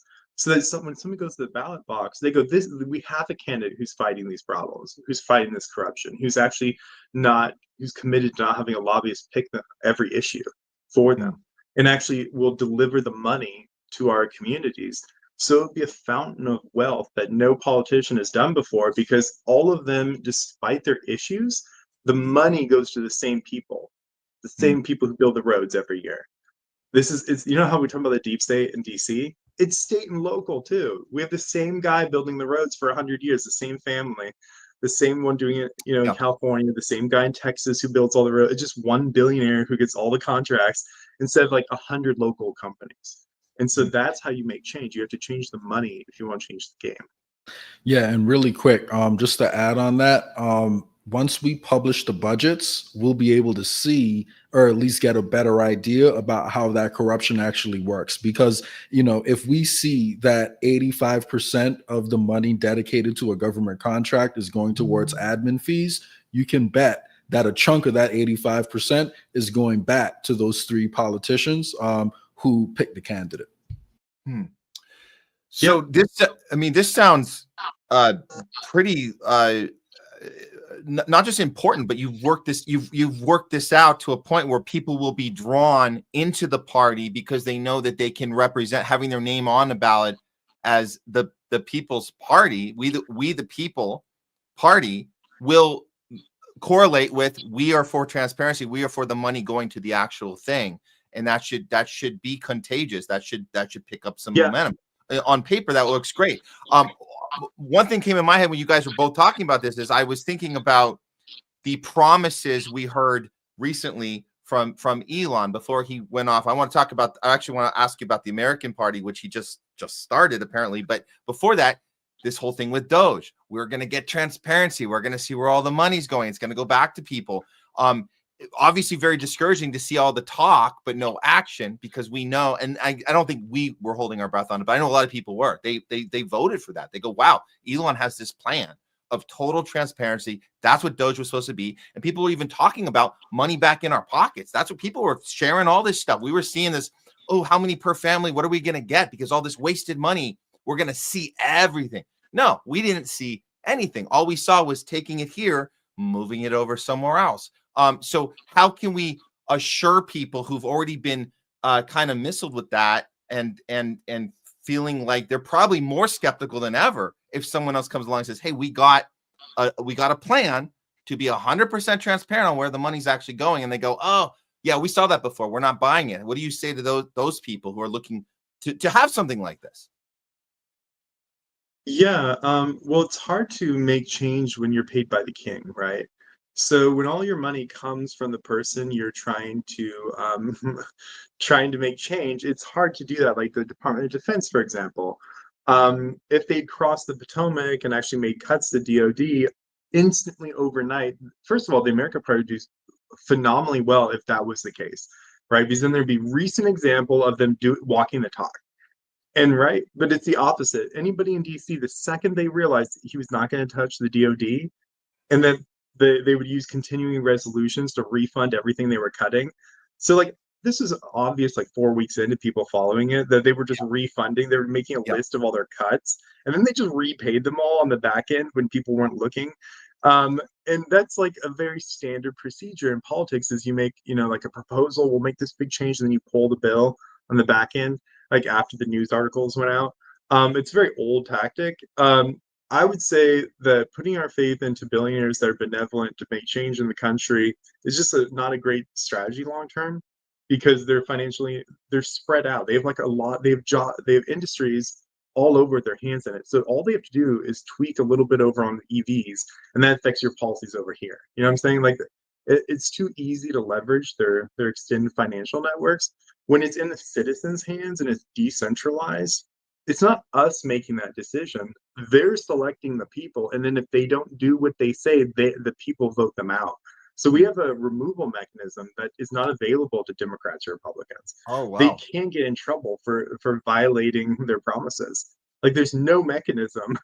It's the donor who's happy that he betrayed his promises, right? Who controls whether he gets to run. Yeah. So yeah, I'm pretty sure if the person getting screwed is the one who's in charge of firing you, you're more likely to get fired. And then on a scale, when you scale that out, you have an automatic removal process where if they don't do 3 out of the 5 things, that's why we keep saying that the top 5 issues in their community, if they don't actually start delivering on that in the 2 to 4 year term they have, they're automatically not renewed. They can't run again. So like it automatically out-selects, because the big issue we have is quality, right? Like how do you get people who are actually going to walk the talk? Well, you can't know what's in somebody's heart. You can't. What you can do is give everybody a fair shot and then kick out the ones who don't. That's how you solve this problem long term. You don't try to get a better mechanism because they're all good talkers. Like by the nature of the role, they're good talkers. So you're trying to convince people who are good at convincing the public and you to believe in them. We don't need to believe in you. We need to see the actions, and then we'll renew it or not. Everybody gets one shot. Like these in America, there's been people I thought would be horrible because of their track record or whatever, their system of incentives. They were just responding to the swampiness of their party. But then when you actually give them a chance to do something right, they actually show up for it. And they actually do fight battles. You'll be in the trenches, and the person you thought would never have your back has your back the most. So it's like you just give people a fair shot, and then you go from there. And so I don't believe, like, and you have this issue when you're trying to hire for a company, right? Like, how do you get a perfect employee, like for whatever job you have? You would be the richest person on the planet if you could figure that out, right? If you could figure it out where you could reliably get great people for every role, then we wouldn't need all these HR firms. We wouldn't need all these, all these human resources, because that's all to deconflict from having that core issue. So no, we don't have a solution to get all the best people, but we can give them all the best shot, and we can make it cheaper and easier to run, so they don't have to take giant donations to donors. And the great thing also about being decentralized is if they try to bribe us, like the leadership, right? Like they usually target just the leaders and then they convert the state, rather than going to every race, they just convert the party. Our people aren't connected to that. So even if they try bribing our leaders, it has no effect on who the candidates are. So they're just giving us free money. I'm like, okay, well, thanks. But now we're going to use that to run people against you. But like, it's not, what I'm saying? Like they're not, if you separate the party admin from like just getting ballot from the actual political voting structure, that's how you get better candidates, because the person hiring and the person firing are different. Like you can't have them be the same person. And that's the issue we're having with Elon, is that it's all centralized in the America Party. I don't think that, just really quick on that, I don't think that they, as a donor, would see those core issues. I don't think centralization is a problem he thinks of. If you look at every issue, he never talks about decentralizing down to the people. He'll use the rhetoric of like the Constitution or something like founding fathers who were against kings or against these centralization of power and checks and balances and individual liberty being protected by a delegation of authority, not by centralization of it. That's not even in their universe. No donor talks about that. So like it's not even on the plate for like his whole political life. So it's not even an issue he would ever care about. So the party's very unlikely to have any of the solutions we've been talking about built into the party. So probably just like the Republicans and the Democrats, it'll be all top down. There'll be like 5 people who are, been with him with a bunch of companies, and good luck trying to get a candidate who says no to Elon in that party or to any issue. Right. Yeah. So we're not talking about a party, we're talking about a fan club. And so, yeah, there's been a lot of billionaire fan clubs before. And the second those candidates disagree with the boss, which is essential to a democracy and a functioning competitive candidacy, if you're getting a bunch of people who are going to really challenge the system, they say no to you all the time. It's believe me, these people do not just they're not pushovers. They fight. They're fighters.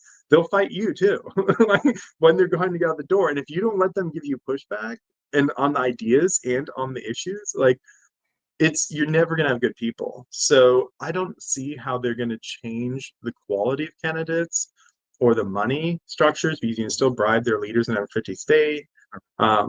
You're not going to be able to change their selection process of centralization. So basically, I don't see how the party would be different. I know the candidates could be different, but if the party dynamics don't change, you're going to just recreate the wheel, and you'll have a different logo, but the same outcomes. That's what I would guess. Yeah, it's the power mechanisms. The structure of the We the People Party literally puts the power in the hands of the people, because the voters decide the issues, the voters decide the candidates. It's not top heavy, it's bottom up. So I would say it's all in the mechanisms. So checking all these boxes, gentlemen, I mean, these are all great. Getting the corruption out, doing there's total transparency. There's a system in place for accountability. If you F up, you're out of here. Aligning with other candidates who maybe just check a few of these boxes. We have 5 issues, check 3 of them. You can be, your doors are open for people all over the place that feel like they can align with you guys. So all these boxes are being checked. I love all this. I want to bring up one issue that has not come up yet, and this is an important one. It's the pushback, because we know that one of the biggest challenges of running campaigns in third party land is fighting the mainstream media. They are the worst, the most vicious, the most condescending, the most manipulative when it comes to stopping any third party. And this goes with any other third party who doesn't check boxes that you're checking, but they also have the same problem. So they all have this problem. And we saw it firsthand when we were coming out of this election, of the 2024 election. And it was so saddening to see the ending results of who actually turned out to vote any third party at all.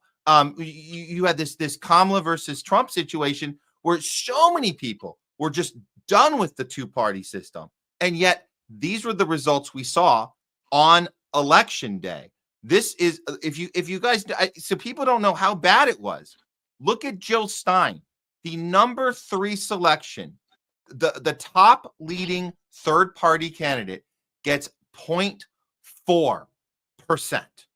And of course, Robert Kennedy couldn't get his name off of enough places, and that was by design. They wanted him on as many as possible to screw that up. Chase Oliver couldn't even beat a candidate who bowed out and went and joined Trump.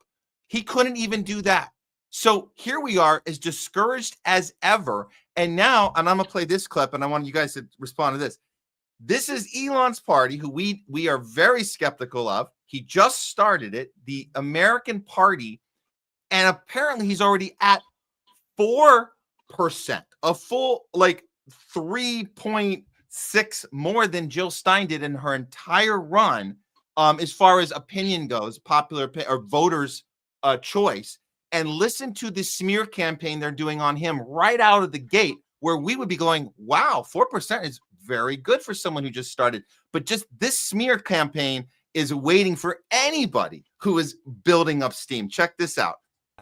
This entire thing makes very little sense to me. It makes about as much sense as selling sand in the desert. What are we talking about here? What is the size of Elon Musk's base? Well, I calculate it to be about 4%, just 4%, 4% of all voters.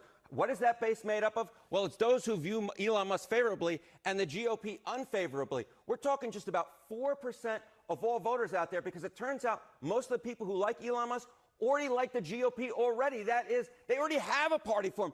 In my mind, there is just no base for Elon Musk's third party in the electorate, at least initially speaking. All right. When we talk about third party. So that smear is ready to go when we would know, hey, that's actually a good number to have off the bat. But so this is the kind of battles that are awaiting we the people party. I mean, you're anticipating this is going to be a problem for anybody who gets that type of momentum. So I assume this is waiting for you as well. What did you think, Levi? Yeah, no, we're counting on that. So that'll actually advantage us. I would like to see how they got that 4%, because there's no election going, and that's the presidential poll, I'm assuming, right? It's a national poll. So I'm wondering how he would calculate that without talking to anybody. By the way, independents and third parties do much better at state and local, right, than they do at a national, because people make a Faustian bargain where they're like, oh, this devil's better than that devil, and they're much more consolidated on a national scale. When it comes to state and local, there's much more differentiation, and the percentages are higher. For example, our party did much better than that at the state level, and that's why we got renewed already to 2028, is because Kennedy doubled the libertarian vote. So anywhere we've been on the ballot, we've got double the other third parties already in 2024. But what I'd say to that is that at the presidential level, that's right. It's really hard to build up momentum. That's why third parties don't ever do that. It's because you have to build year to year. You have to get small and then get bigger and bigger and bigger, right? And actually grow. That's how it works all around the world. That's how third parties, that's how the Republican Party back in the day, that's how they did it. You just focus on popular local issues and then you build out your states and then you go national with your candidates. What a lot of these guys do is they go top down. They go, okay, we're going to get like 2 senators and 3 or 4 people from House. And that's great, but it doesn't really change anything because a lot of those votes in the House or the Senate, the way it actually works is that they'll get a Murkowski or whatever to flip depending on the issue. So if they don't have enough votes, they can just flip for more corporate Democrats or corporate Republicans to get the bill passed. So even if you get 4 more people in, it has no effectual impact on the legislation because they could just flip. They have more than 50 people on both sides in the House who will flip on a dime. They can just give them a call and they'll flip on any issue. So you'd have to get 50 people in to even effectuate any policy in the state or House. And so by focusing on local issues, remember I said like 90% or so of these races they don't cover, they don't spend money on, it's free. Right. They literally just put a name on the ballot and they get the job. Well, a lot of those are paid positions. So they're like 100K, 200, 300K jobs, and then tens of thousands all around America. How many Americans run against a job where there's one other candidate and it's that much money, right? And so what we're doing is by focusing on those hidden races and the forgotten parts of America, real America, when the media criticizes us or runs these polls, that's now coverage of a race that are uncovered, right? That means the costs increase in this race. That means every time we get negative coverage or the mainstream media bashing us, it raises the bill for the 2 major parties who are in those races, right? Because now they have to actually run counter messaging in social media. Then they have to counter these, our candidates are now getting covered, and now they have to pay more and more for every race. So the bill goes up exponentially. So the more they fight us, the more they have to pay, and the more they have to pay, the more we drain their coffers for the other candidates they can't afford to pay for. So we want them to draw out like death by 1,000 cuts. So like we just run people. It doesn't cost us anything, costs them more money. The more they cover us and denigrate us, the more they have to pay for the races. The more they have to pay for the races, the less they have to expose people down ballot who don't have money. And try getting a uni-party candidate with DC talking points to win amongst a local race with no money. These guys have negative charisma. The only way people vote for them is if they have money and they can spend, outspend everybody. If they have no money and they have to do on the merit of their ideas, good luck. I'll take that bet any day that those guys will have a hard time. We focus local.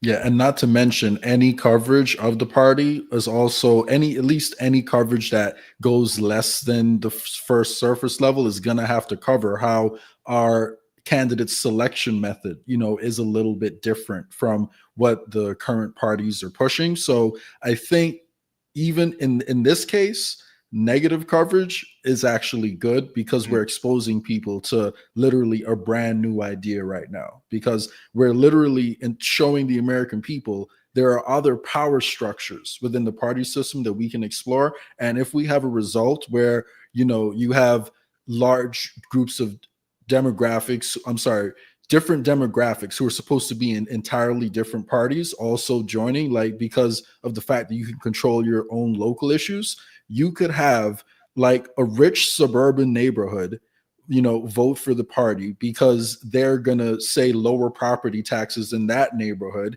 And then you could also have people in maybe the inner city, in that party because they want to raise the minimum wage in that part of the city. So you could wind up with a scenario where you have completely different sets of people, like who would normally be in entirely different political parties all joining and moving towards this. And the thing that unites everybody is anti-war and anti-corruption. And if we get even one person in and we add this next level of transparency with the budget, so now people can see how the contractors are spending the money that's given to them, you're giving people something new. And we all know once you give people something new, it's hard to take that away. And we raise the expectations of what we're going to expect from our other elected representatives. So that's why I truly believe it's a game changer.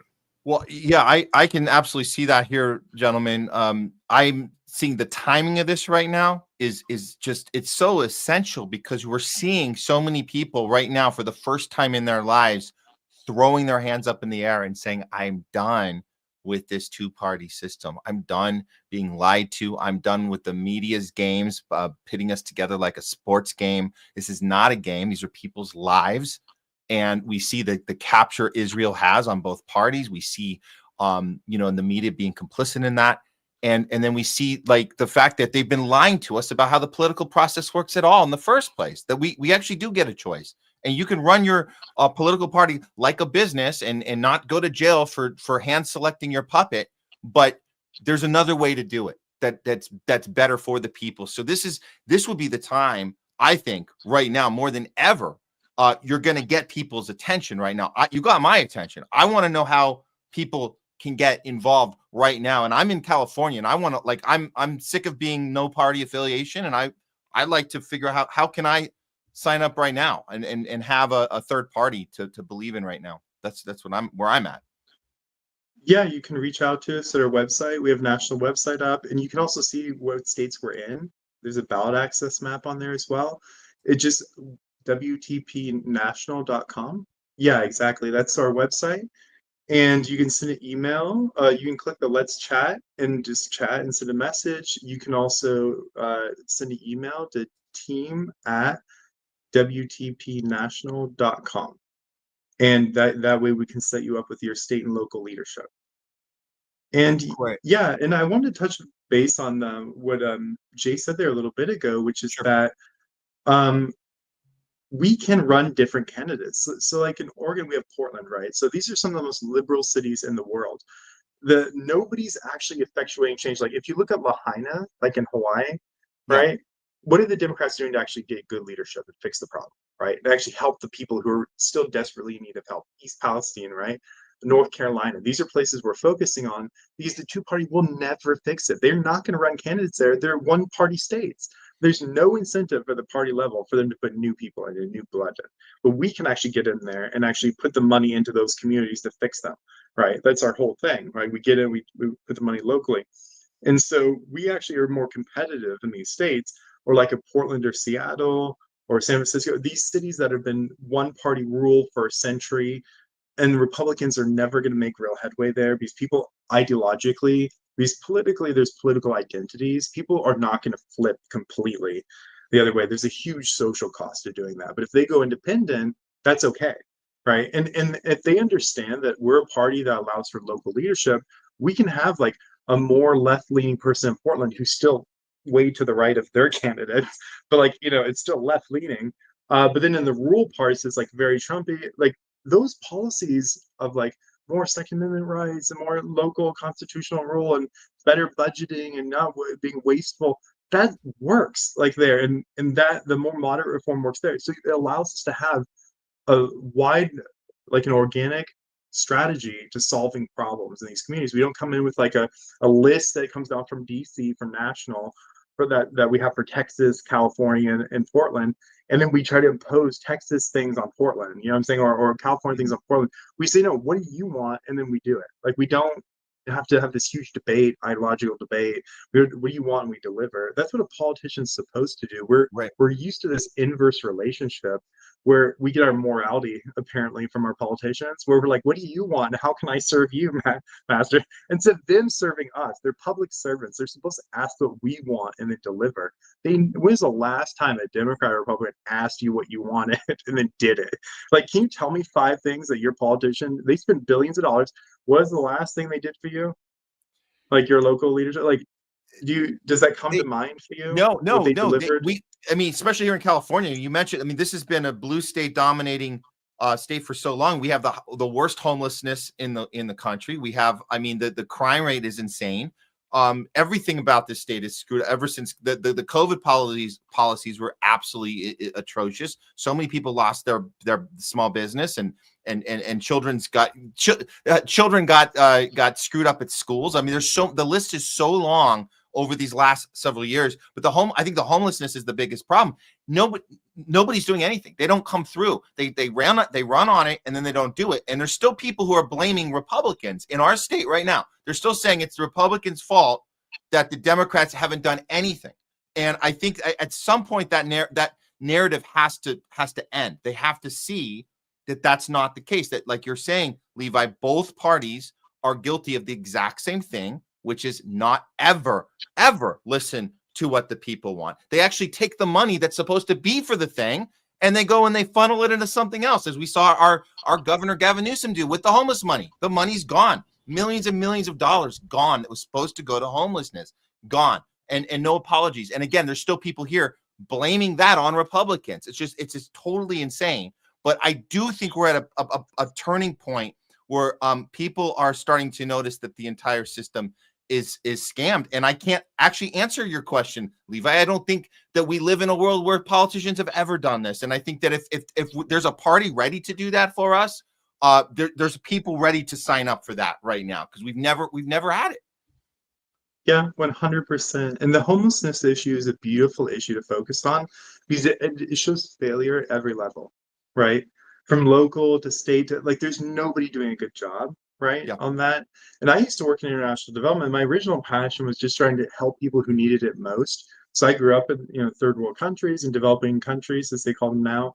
And there'd be generational poverty, like where these people, the government has failed them for as long as time immemorial, right? They don't even remember when it worked, right? And so it'd be the most hopeless situations. I'd be working in countries that would aspire to be like Pakistan or Afghanistan. Like that was their aspiration, is to be as stable as those countries. And so there's at the bottom of the barrel. And I'd be working with those governments. And I like to say I was preparing for my time at DC in American politics, because I was working at the worst of the worst of those guys. But you find hope in these situations, in the darkest parts of the world, in the forgotten parts of America, because there's like a human instinct for fairness. Like we will see, like if you give, like even to our closest primates, if you give chimpanzees, and you have a test, and you give one, I think it's bananas, and then you give the other one like celery or something, or some vegetable, they go crazy. And it's for the same test. We have that instinct too. Even if we've never in our lifetime for 12 generations seen fairness, we still want it. We still get angry when we see something getting screwed or us getting screwed. And so that instinct is in all people, in all classes, in all groups. In America, they want things to work. They get very pissed. Like, even if, like, for you, I don't know if you can remember a time in California was functioning well, right? But you still want it. Like, you still desire it. It still pisses you off because you have that instinct for fairness and not getting screwed, because it doesn't benefit our survival, these systems. Them being this broken, it actually hurts our survival. And so we know that on some like core level. And so there's a natural instinct towards these things. So it's not towards third parties, but it's towards anybody fighting where people are getting screwed over. And if you actually deliver and you show them that you're on a local level in the world, they can see like their utility bills going down, them getting money back for medical procedures. Like these are all state funded things. And like they actually see their life changing in some material way. You cannot pay for that kind of media and attention and word of mouth. Like that's why genuine politics, you don't really have to worry about promoting yourself. You just do the work, and then people see you're the real thing, and then that spreads organically. You don't need to put. The reason they spend billions of dollars is because they're all lying to us, and they're all going to do the opposite of what they say. So they're paying to trick us into believing with them. You don't have to pay to trick people if you're not tricking them. And so like you don't actually need giant media budgets. This whole assumption that we'll go, oh, this guy, fundraising is like their key thing for electability, which is the worst metric possible if you want results. Because then you're selecting for the people who lie to you the most. So you're like, I'm going to select for the person who's compensating for the fact that they know they're going to lose voters because they're going to do something unpopular. Like that's the whole reason they're fundraising. If they were doing something popular, they wouldn't need the funds. So like, people actually used to vote without being paid billions of dollars. I don't know if we remember that time, but There was a time when people expected to win without spending 10 times the salary of the position. So like, who pays you to work? Like, what dynamic is that? Who goes, oh, this is a 120K salary position, I'm going to spend $5 million on it? Like, who? That's, first of all, they don't know how to budget. If that's their approach to a problem, that they spend more than their salary to get the salary. That's not a guy who should be towards my money at all. Like that's a person who's proven they're a bad leader before they even get elected. And so, yeah, like we need people for normal Americans to be able to get elected for free or for cheap.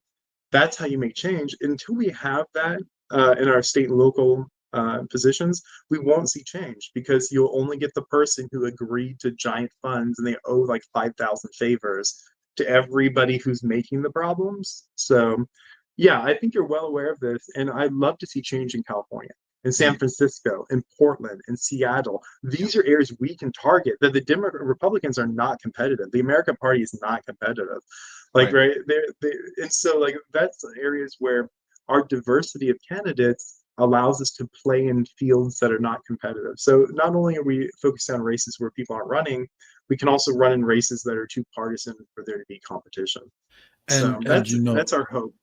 Yeah, and the structure of the party actually brings people together. Like, because the voters are selecting the issues, it really highlights for people how Greens and Libertarians do actually have some things in common. They both want an end to wars, and they both don't like corrupt government. So, with a party that's actually letting the people have the power, that in itself is actually a unifying message to, bring in people from all sides. So again, just think about how it can change the political conversation. And while the America Party claims to be centrist, because if you look at its branding, that's one thing they're saying, it's really just Elon Musk picking the best of what he wants from both sides of the aisle, that he's trying to convince you, that's the quote unquote centrist position. But when you're actually starting on unified ground, that is the definition of centrism, if you ask me, because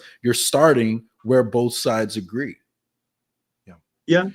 And the last thing I'll say to that is, we're so much pro-unity, we'll work with the American Party. If they have a good idea or a good issue, we'll support it. Like, it's not about ego. It's not about putting one thing above the other.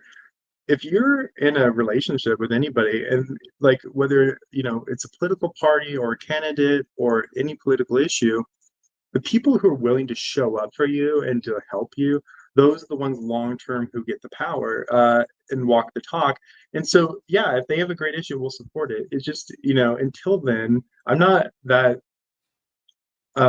expecting a giant flurry of amazing positions on all these issues, because I know where he stands on surveillance and Palantir, considering what the Doge did and implementing pretty much the biggest violation of liberty rights in our lifetime. I know that he's directly involved with the HHS crackdown on Harvard and universities, trying to use their corporate status to leverage the stock market by putting people into those positions. I know that to artificially look like their policies are good when they're not, by investing these funds that are the biggest on the market. I know what it is with war and his role with the different wars. Saying, so if you're pro, what that actual voter base is very small. Like the anti-Trumpers who are pro-war, who are pro-big pharma, who are pro-big ag, who are pro pretty much every establishment position on every category. But they also want to fight the system. So they love the system, but then they also want to fight the system, but they're also funded by the system. Okay, they're going to make change, guys. Don't worry. We're only getting money from the guy we're fighting. How could this go wrong? Yeah. But there's going to be good people who want to help them, who just don't know. They don't check anything because it takes a lot of time. This takes a lot of effort to go and research these things. So there's going to be good people who are just being pragmatic, who want to work with them. And so that's why we want to work with them, for all those pragmatic individuals who have good intentions. That it would be amazing to work with them and to try to get any results. Because, having a rich guy bring up a few issues, if there's a good one, it doesn't hurt, right? It doesn't hurt to try to work with anybody. I mean, we're trying to work with the Dems and the Republicans. I mean, they're going to sue us like crazy in every state. and we're still going to try to work with them while they're like actively attacking us. Yeah. Like in the last 2024, you know, they came at us hard. Like they, you know, they were taking us to court all over the place, state by state. So, and we still try to work with them. So, I mean, if you send a lawyer to us and we're still talking to you about a project, that's a pretty good sign that we have good intentions. So, I don't know about you, but usually people don't want to talk when they're getting sued in, you know, 30 states. But yeah. But no, it's there's a lot of good people, and let's see what we can do. You know, these next few years are vital, as you said. The timing is everything. You know, there's what is that quote? I'll misquote it, but you know, there's nothing more powerful than an idea whose time has come. Something like that. Yeah. That's the one. And I do believe that we can make change, and even if we don't get a single dollar in donation and a single media coverage, we can still get most of these local positions because they take between 20 and 100 votes on average. So I'm pretty sure we can get 20. I just got elected in Oregon because I was giving one of my examples is to get involved in water boards and utility boards. Unbeknownst to me, they put my name down in a write-in campaign. I got the position, and I didn't even know I was running. So like, there's a lot of positions that are very winnable. Like you can win without like anybody even telling you. Like, and so like that's what I'm trying. My point is that like these are paid positions. Some are not paid, but they control $1 million to $1 billion budgets. The water board, I think in LA, is $2 billion. So you're getting people on these boards with no oversight with $2 billion, you know, and you run them for other local positions, and you get on a Zoom call, and now you control hundreds of millions of dollars, and you only took you 20 to 100 votes. And so like by getting to what people don't realize is we're in a federalized system, so there's more money at the state and local level. Like the local governments spend more money on websites than Silicon Valley combined. So all those big names you hear about are nothing compared to like library websites in terms of revenue, in terms of spending, in terms of the power. So like you think about how many cities there are. They all need library websites, right? And they get matched at federal. So like the amount of money is mind-blowing, and over 90% of those projects, I believe last time I checked, aren't finished. So they spend more than Silicon Valley, and they don't even finish the websites. Like they're like, you go to it and the link doesn't work. So like the level of fraud is like at the highest level in human history, technically speaking. And so if we can make even a small dent with these local elections, it'll make a huge impact in the pockets.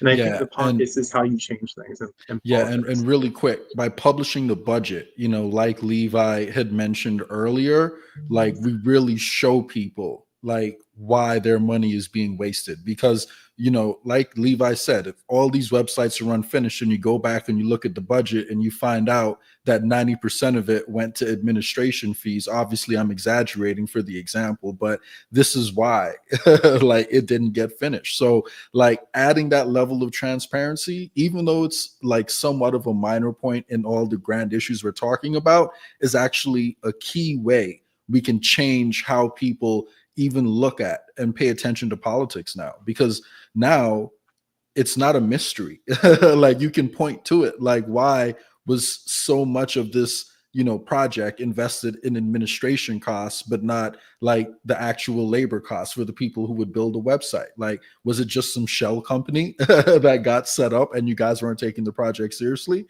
And so like, once you introduce it, I feel like word of mouth is going to destroy any mainstream media propaganda that you know they could try to push against the party, as long as you know we get results. And because it's written into the bylaws and the power structure, we're putting ourselves in the best position to deliver on those results, because whoever gets in there and doesn't at least make progress on 3 of the 5 issues and can't explain why, they're out.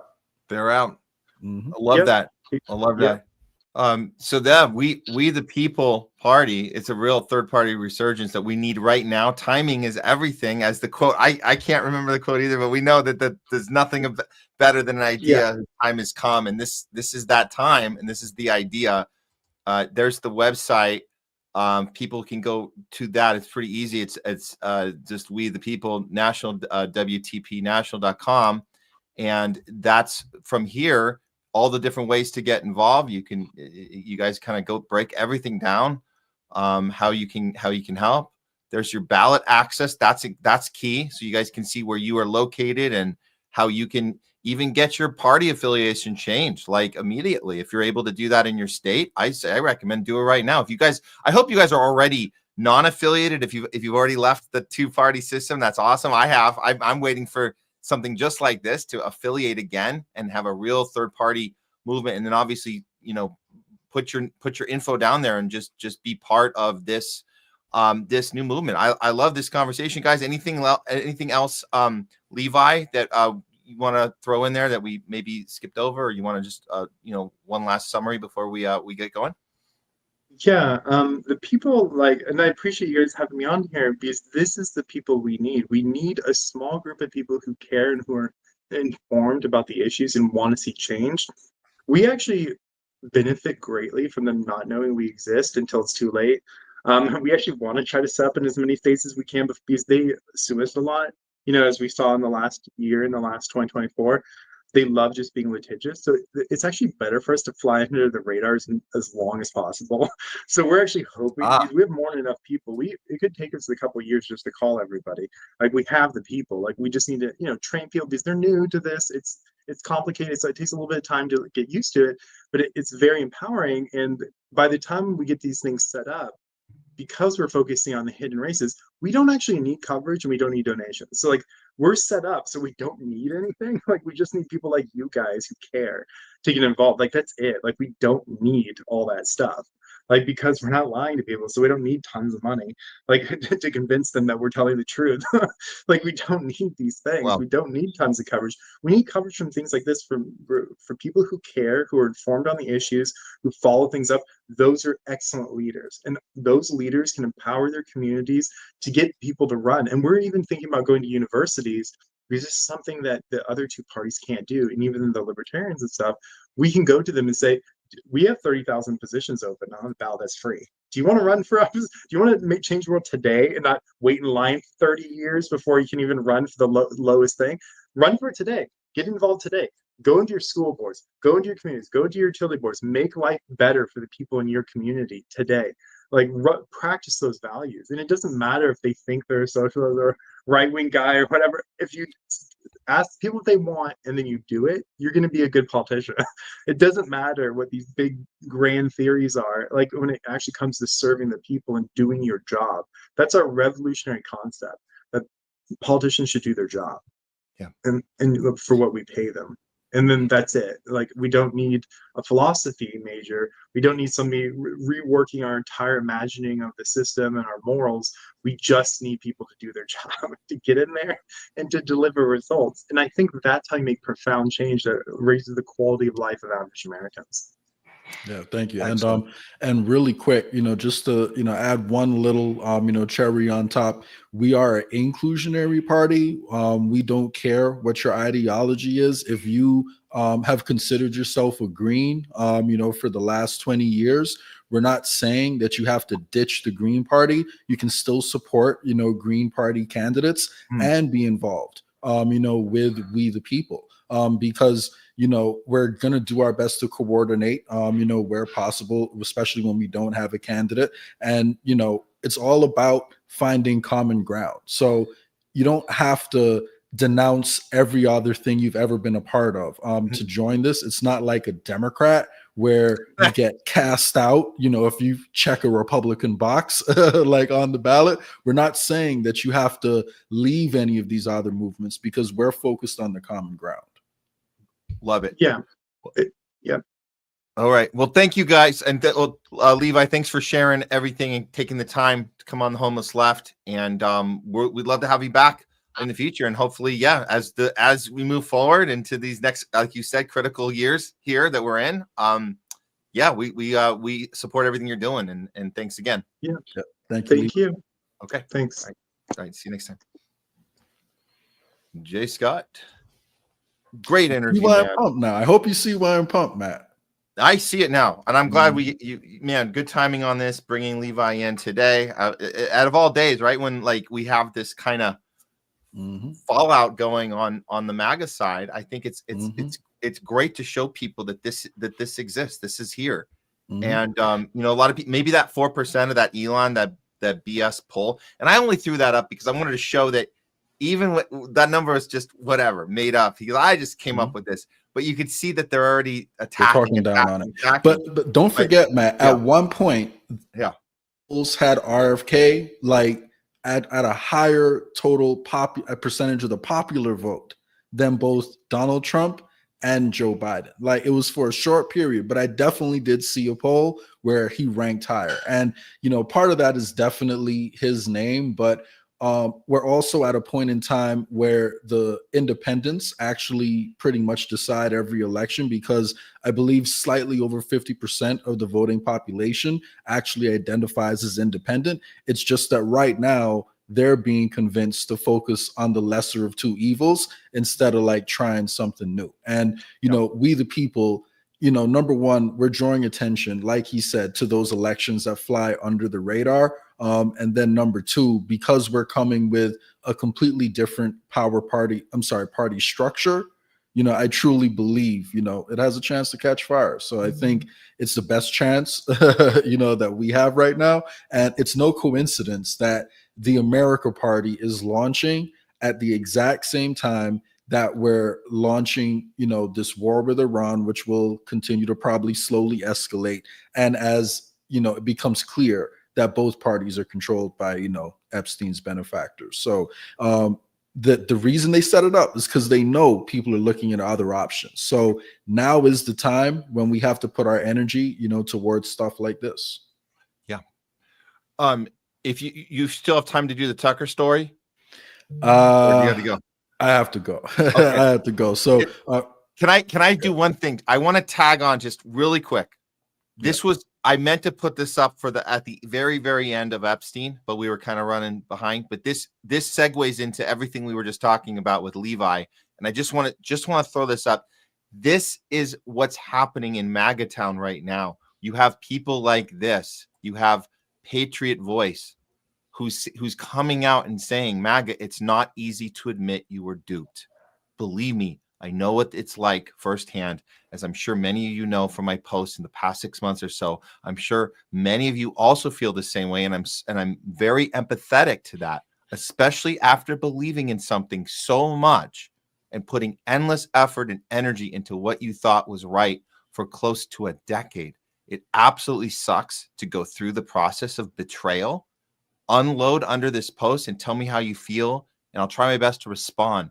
Just know you're not alone. And this guy was very much a strong voice for Trump and MAGA, and he's doing this to his followers right now. I just pulled just a couple examples of replies, and these are people that are, you know, they are listening. They're hearing what he's saying. And this guy, George, says, thanks for posting this. I'm currently going through the same realization. It's been eye-opening, to say the least. After years of supporting a movement I generally believe stood for truth and American values, it's clear that a lot of it was built on manipulation and empty promises. The sense of betrayal runs deep, especially when you're invested time, energy, and conviction.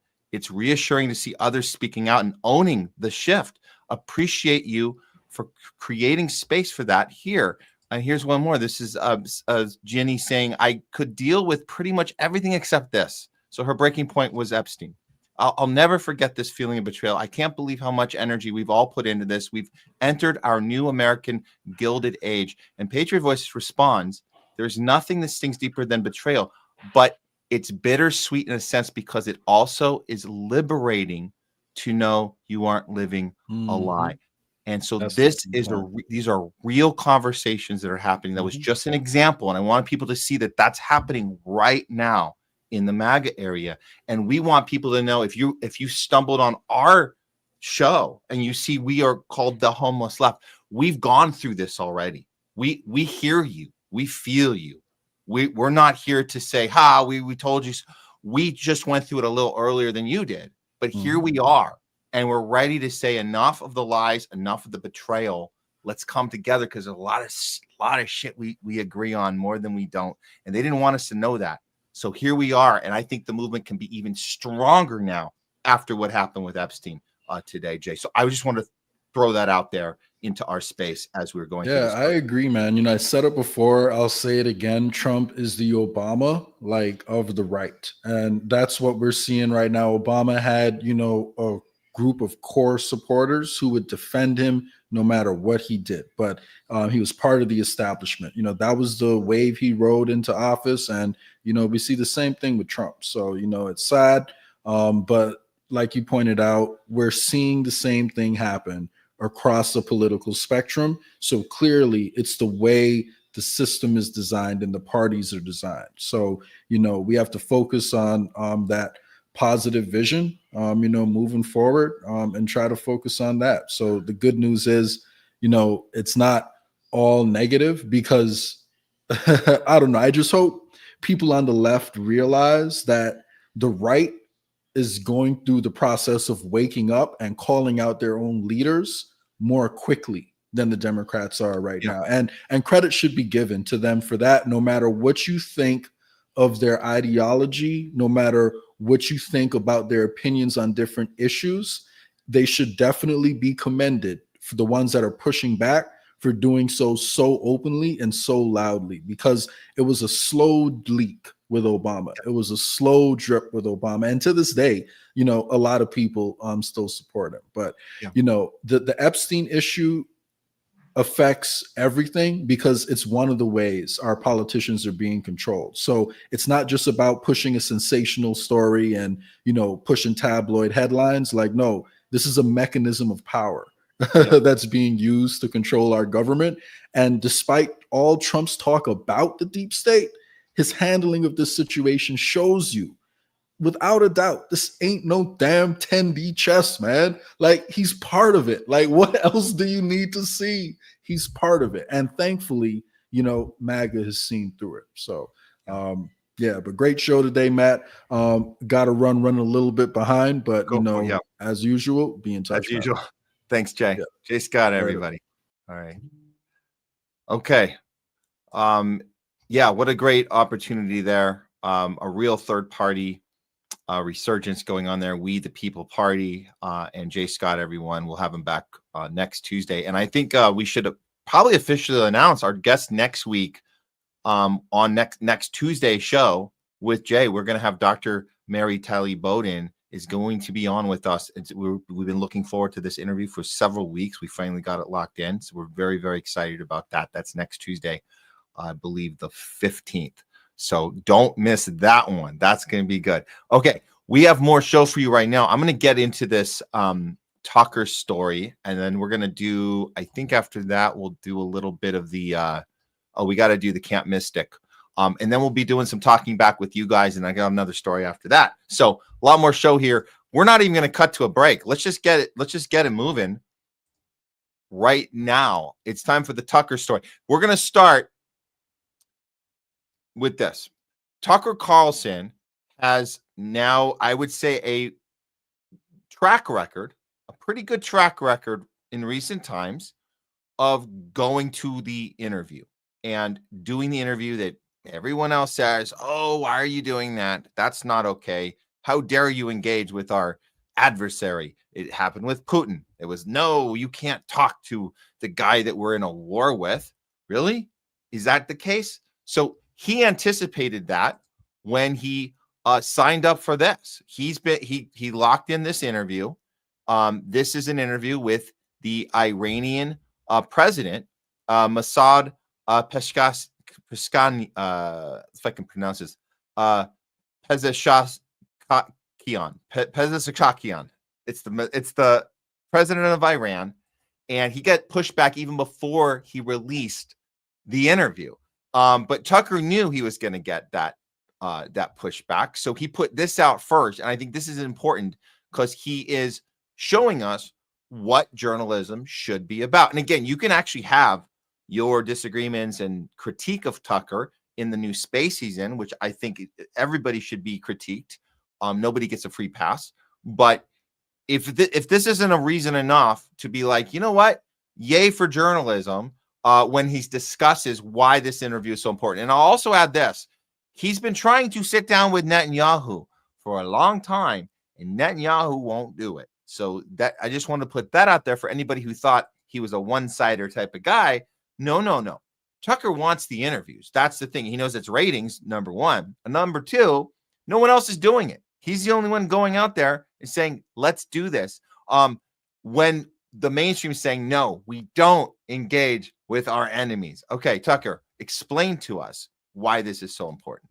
Let's finish up an interview with MASOUD PEZESHKIAN, who is the president of Iran, the 70-year-old heart surgeon who leads the country we were just at war with about a week and a half ago. We know we'll be criticized for doing this interview. Why did we do it anyway? Well, we did it because we were just at war with Iran 10 days ago and maybe again. And so our view, which has remained consistent over time, is that American citizens have the constitutional right and the God-given right to all the information they can gather about matters that affect them. If their country is doing something with their money in their name, they have a right, an absolute right, to know as much about it as they can. And that would include hearing from the people they're fighting. Now, can you believe everything you hear from the president of Iran? Probably not. But that's not the point. The point is you should be able to decide for yourself whether you believe it or not. And keep in mind that anyone who seeks to deny you that right is not your ally, but your enemy. By the way, we have also put in for the third time in the last several months an interview request with the Prime Minister of Israel, Benjamin Netanyahu, and we hope he accepts that. The interview is limited by a couple of factors. One, it was done by remote through a translator. That's always awkward. For another, I don't speak Persian, and there are all kinds of questions that I didn't ask the president of Iran, particularly questions to which I knew I could not get an honest answer, such as, was your nuclear program totally disabled by the bombing campaign by the U.S. government a week and a half ago? There's no chance he's going to answer that question honestly. I didn't bother to ask it. The answer, in fact, from an American perspective, even from the CIA's perspective, is unknowable. So we dispensed with those, and I asked him very simple questions, such as, what is your goal? Do you seek war with the United States? Do you seek war with Israel? Et cetera, et cetera, et cetera. Again, the purpose of this was not to get to the absolute truth. That's impossible in an interview like this. The purpose of the interview was to add to the corpus of knowledge from which Americans can derive their own opinion. Learn everything you can, and then you decide. That's the promise of America.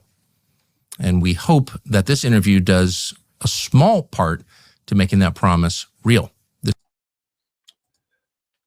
Well said, Tucker. And he got the pushback even again before he even released any of the interview. We already had people saying this because he said our interview with the president of Iran. Okay, this is where it's going to debut. And of course, this guy Ian, right above him, Ian Hayworth, says, "Was Satan unavailable?" And Mel chimes in and says, Tucker said he submitted 3 separate requests to speak to Netanyahu. They've all gone unanswered. So to answer your question, yes, Satan was unavailable. But of course, that's the point is Tucker's being smeared for apparently engaging with Satan. But we appreciate here that he did check every box here. He's not saying, obviously, the person you're sitting down with isn't going to 100% tell you the truth, but that's not the point. That's not the point. And by the way, same thing happened with Putin. All of a sudden, we memory holded the fact that nobody ever interviewed Putin before. Oh, no, everybody interviewed Putin before Tucker. It's just there came the time when you were not allowed to do it anymore. And so that's the part we forget because we don't go back long enough. So somebody put this together to show you that the Iranian president has, in fact, been interviewed several times by, let's see. Oh, there's George Stephanopoulos up there in the left. You got Larry King. Oh, look at that. Is that Pierce Morgan? And I believe the last one is Diane Sawyer.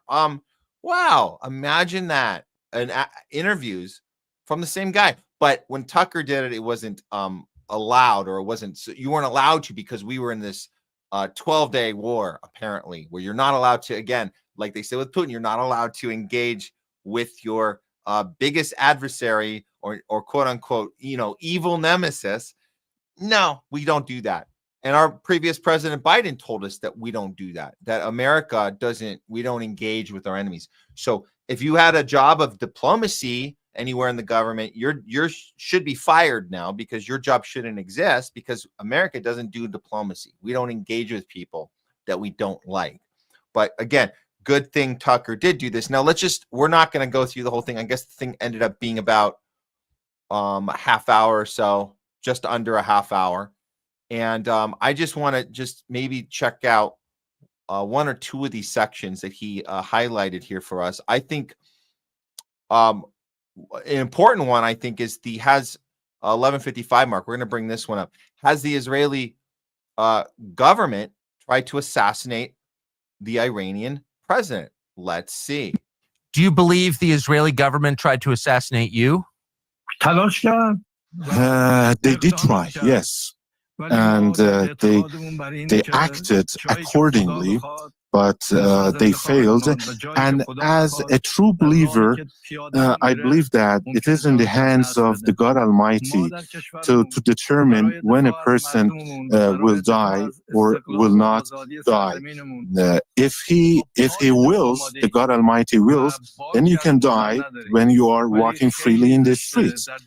And but I would like to tell you that I am not afraid of sacrificing myself for in defense of my country and in safeguarding and defending the sovereignty, the freedom and the independence of my country.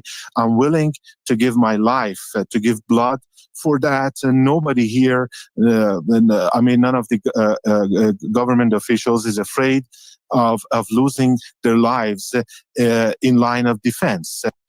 Okay. That was, I think, a very important clip. As Tucker said originally, we're not necessarily taking everything he says at 100% truth, but we kind of already knew this. We kind of already knew Israel, heads in Israel already have bragged about the fact that they tried to murder this guy. The ones they did pull off, though, we do know that they did manage to murder the 4 negotiators that were supposed to be sitting down with Trump before this 12-day war started. So they do tend to brag about what they do out in the open. So we already know this. Oh, look at this. We are getting a raid. Due Dissidents has raided the stream. Well, awesome. Welcome all you guys from Due Dissidents over here to us with the Homeless Left. If you're just checking us out for the first time, welcome for the first time. If you're here for a second or third time, welcome back. If you haven't done so yet, go ahead and follow the channel, not just obviously we appreciate you guys. We appreciate all of you. Check us out for a little bit. See if you like what you're listening to. And if you like us enough, go ahead and hit the subscribe on the Rumble thing. Just so you know, we'll give you notifications when we are up with our lives. We're live every Tuesday and Thursday, noon Pacific, 3 p.m. Eastern. That's twice a week, and we are always doing stories on what is happening, not just geopolitically, but here domestically as well. We're always calling out the two-party duopoly, which is really a uniparty. And we definitely agree a lot with Due Dissidents, takes on a lot of things. We actually had, I think we've had Keaton on. Keaton Wise has been on the show a few times. So again, thank you guys for being here. We are just finishing up the Tucker story. So we'll get back to that in a second. And we got some other stories as well. We've been covering the Epstein files, all that stuff. But again, we do it from a non-tribal point of view. That's what the Homeless Left is about. Detaching yourself from tribal think, tribal talk, and just looking at every incident, every event of the day, of the week, with non-tribal glasses on, because it allows us to open up our critical thinking skills again. So we compliment people. We praise people that get something right.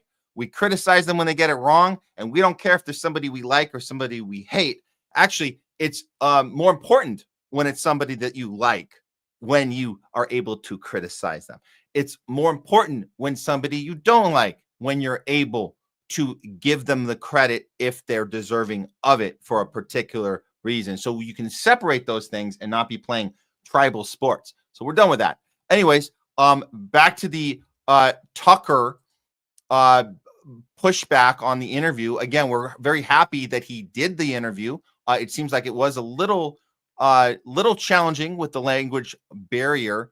Let's see if there's one more thing I think I wanted to grab from this interview. Let's see here if I can go back to here. Yeah, so there's one more part I wanted to highlight here from again, it's a half hour. You guys can watch the whole thing if you go to Tucker's site. He has it's available here. It's like 28 minutes, 29 minutes. But the part I also thought that was important is well, are there Iranian sleeper cells in the U.S.? Now, you guys know that we've been covering this story for the last several weeks, the last month, really, on the sleeper cell situation. Where are we getting a kind of a situation of a setup where we're going to be told that Iran has sleeper cells here when it's really maybe coming from somewhere else? I don't know, maybe our greatest ally of all time, the greatest democracy in the Middle East, perhaps. But let's see what the Iranian president says about possible sleeper cells and where they're actually coming from. Okay, let me bring this back up. Here we go. To the whole region. There are some large number of Iranian nationals living in the United States. Some have said they are, quote, sleeper cells. They are terrorists who are acting at the command of your government. Would you right now make a statement to Iranian citizens living in the United States not to commit acts of violence in the United States? You see, these things you're telling me, this is the first time I'm hearing them from you or from anybody. You know, the Iranians are known for their knowledge, for their science, for their courtesy, for being civilized.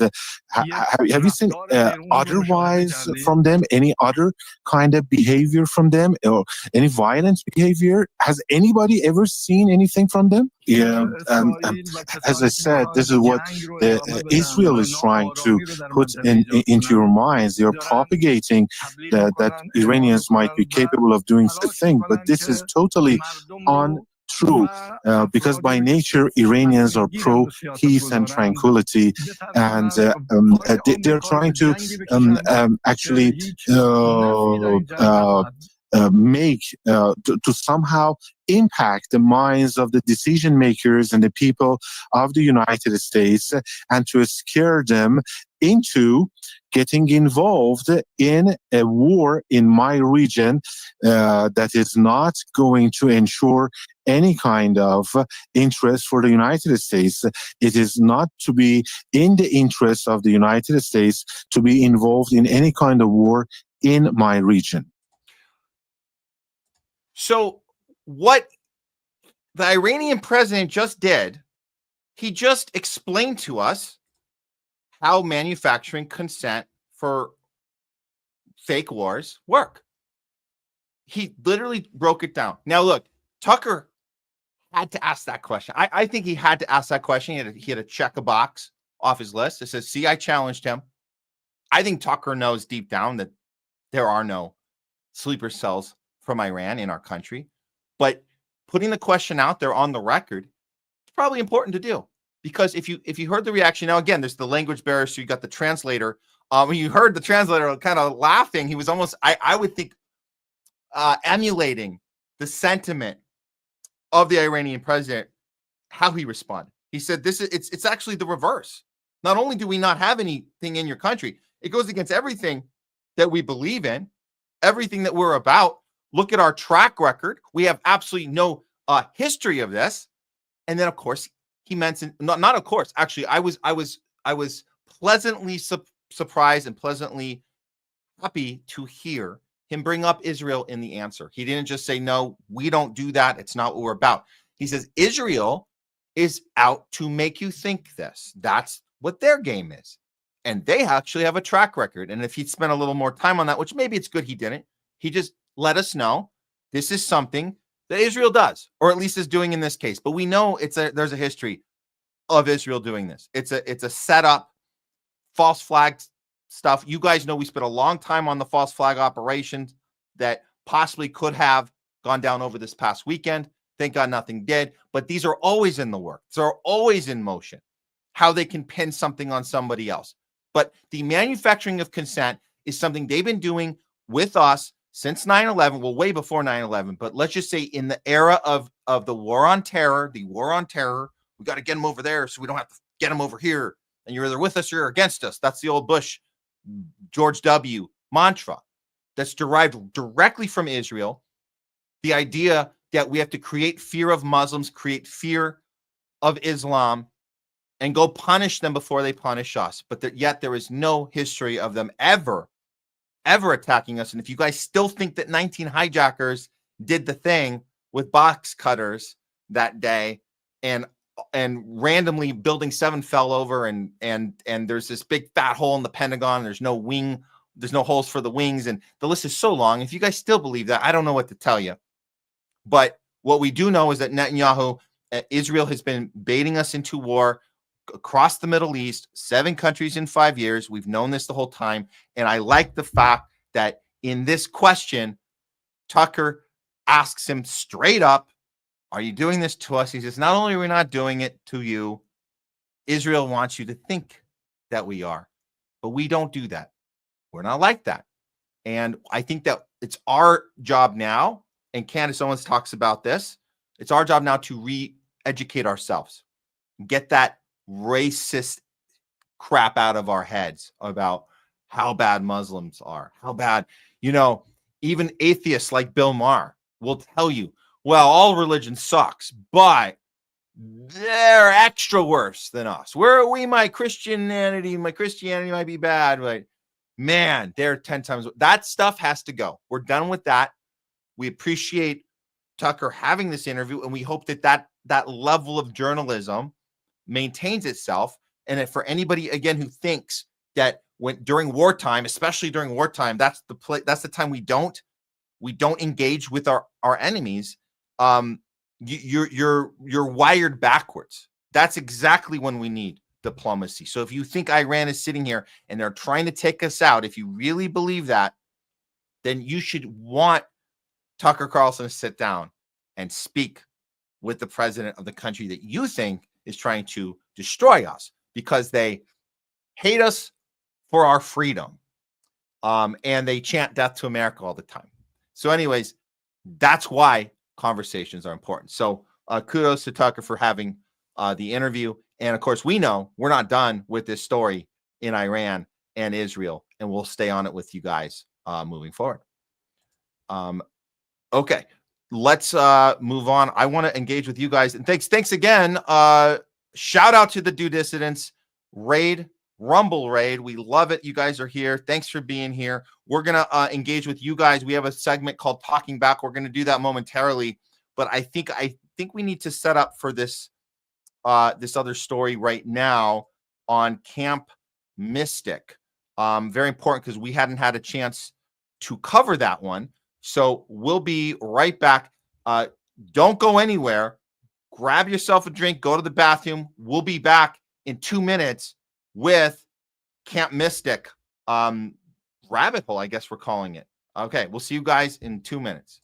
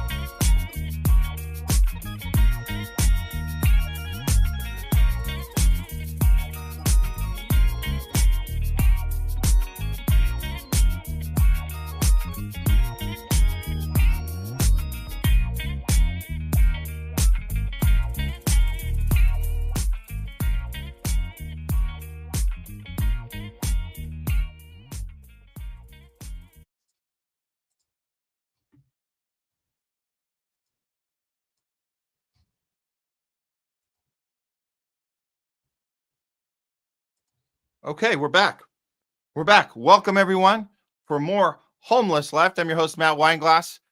This is a non-tribal approach to news. Welcome all critical thinkers, one and all. We hope to have some new people in the space with us, maybe some MAGAs that have had enough. You've had enough of your hero worshiping. You've had enough of your 60, 70, 8D chess. I think we're up to 10D now. That's what Jay Scott, our co-host earlier, came up with. I think we're literally at 10D chess. So I think it's, 12, 13 boosters and 10D chess. That's where we're at for keeping score. But some of you guys have had enough. You're done with the boosters. You're done with the chess game that's not actually happening, and you're ready to accept the reality that both parties are captured.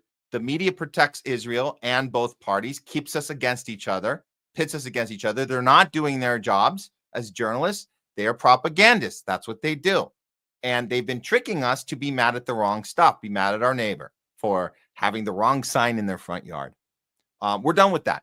And we empathize with you if you're a MAGA and you thought, you know what? We need to stick it to the Democratic Party. We need to punish them. That's why you voted for Trump. We don't blame you for doing that. We get it. But you know what? Enough is enough. Enough's enough. The Ellison, Starlink, AI on day one that was signed, that deal, that multi-billion-dollar deal, that didn't get you. Perhaps it was the crackdown on free speech and the arresting of protesters and the terminating of people's careers and all the deplatforming. Perhaps I don't know. Perhaps it was the Epstein list that just did it for you. Maybe it was, I don't know. Maybe it was the Trump Gaza plan that could have done it for you. Well, whatever it was that did it for you, here you are, here we are. And we want to say, you know what? Good for you for being vocal right now, because we had to live through 4 years with Biden, and all of our friends, people we used to align with, they stuck with a party that went completely neoliberal, neocon, warmongering psychopaths who were attacking people for not checking all the boxes that needed to be checked. They got very vicious. We were in a third party space, in the open, independent minded space, and they attacked us. They unfriended us. They bullied us. And not once did they have any sort of critique for the party they voted for in 2020. They didn't have anything to say about Hunter Biden's laptop, about Biden's dementia, about RFK Jr. not getting on a stage to do a debate for the primary, about drunken Kamala not being voted in as the replacement nomination, for all the crackdown on free speech and the arresting of protesters against their party for funding a genocide and funding an illegal proxy war, money laundering operation to Ukraine. The list is so long, and you didn't hear any critique. So I just want to say we're happy to see people who were considered themselves MAGA or considered themselves Maha and had enough of the over-promising and under-delivering of RFK Jr., HHS secretary, who told us famously when he got the job, he tweeted out as HHS, head of HHS, he tweeted out the #1 health problem on college campuses is anti-Semitism. You had enough of that, but you identified as a Maha or you identified as a MAGA, and you're speaking out now is a very good thing, and we commend you for doing that. And we need more people to do that. So again, welcome to the space. Here we are, guys. The Homeless Left, your non-tribal approach to news. We didn't have a chance to do this story, so we're going to cover it right now. And it seems that we might be going down maybe a little tiny rabbit hole here, which is okay. I don't think there's anything wrong with doing that, just as long as we, just kind of report facts as facts and opinion as opinions. And then there's certain things that we can just leave the door open on, because I think you need to do that sometimes as we get more information. And who knows, we might get some more information. Actually, I'm sure we're going to get more information on this story. But for now, let's cover Camp Mystic and what went down. We're calling this Camp Mystic rabbit hole bear with us, guys. Let's start from the top. Here's an update on the tragedy. I'm sure you guys all heard what happened. This is the update today from CNN. Death toll in Texas flooding surpasses 100 as search and rescue enters 5th day. And the death toll is at least, this is the latest on the bottom here, at least 108 people have died during the catastrophic flooding in central Texas. The majority of those killed were in Kirk County, where 30 children have died, including at Camp Mystic. Shocking that they're admitting this many people are dead already. You guys know we covered the Lahaina fires. We went to Lahaina and we were trying to figure out why they could never, for whatever reason, get that count up past 2 digits. They had it at 98 for so long, 97, 98, and they just refused to get that number up any higher, even though we knew hundreds and hundreds and hundreds of people were missing in Lahaina. They didn't want to cover that. So I'm shocked that CNN's willing on day 5 to go up to 108. And it's still counting. It's still counting. We're only on day 5 right now. So obviously this is a very tragic story. It's a story where there's a lot of high emotion. We have innocent kids dying. Our hearts are with all of the families who have had to deal with this. We know friend of the show, Mickey Willis, has had to deal with a very sad, very tragic story of a friend of his.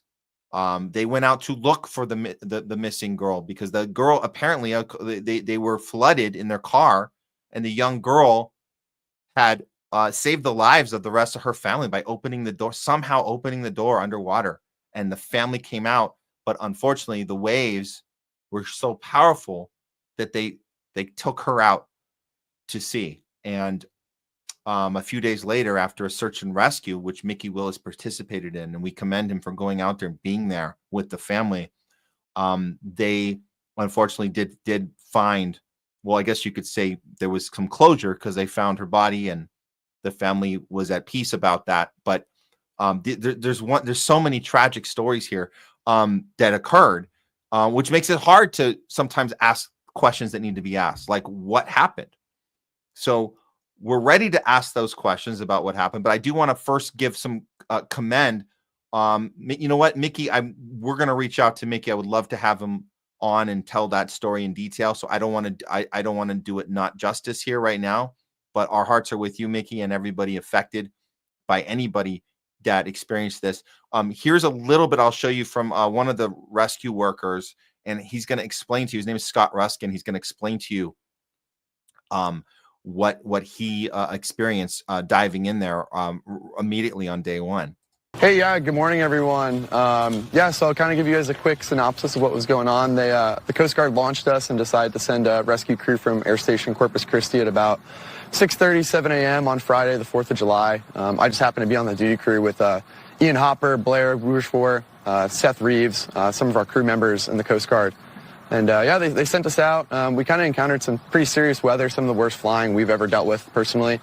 It took us, which should have been an hour flight, probably took us about 7 or 8 just to get into the landing zone. Once made about 4 different approaches trying to get in, we were able to get boots on the ground with the Air National Guard, Department of Public Safety for Texas, game wardens.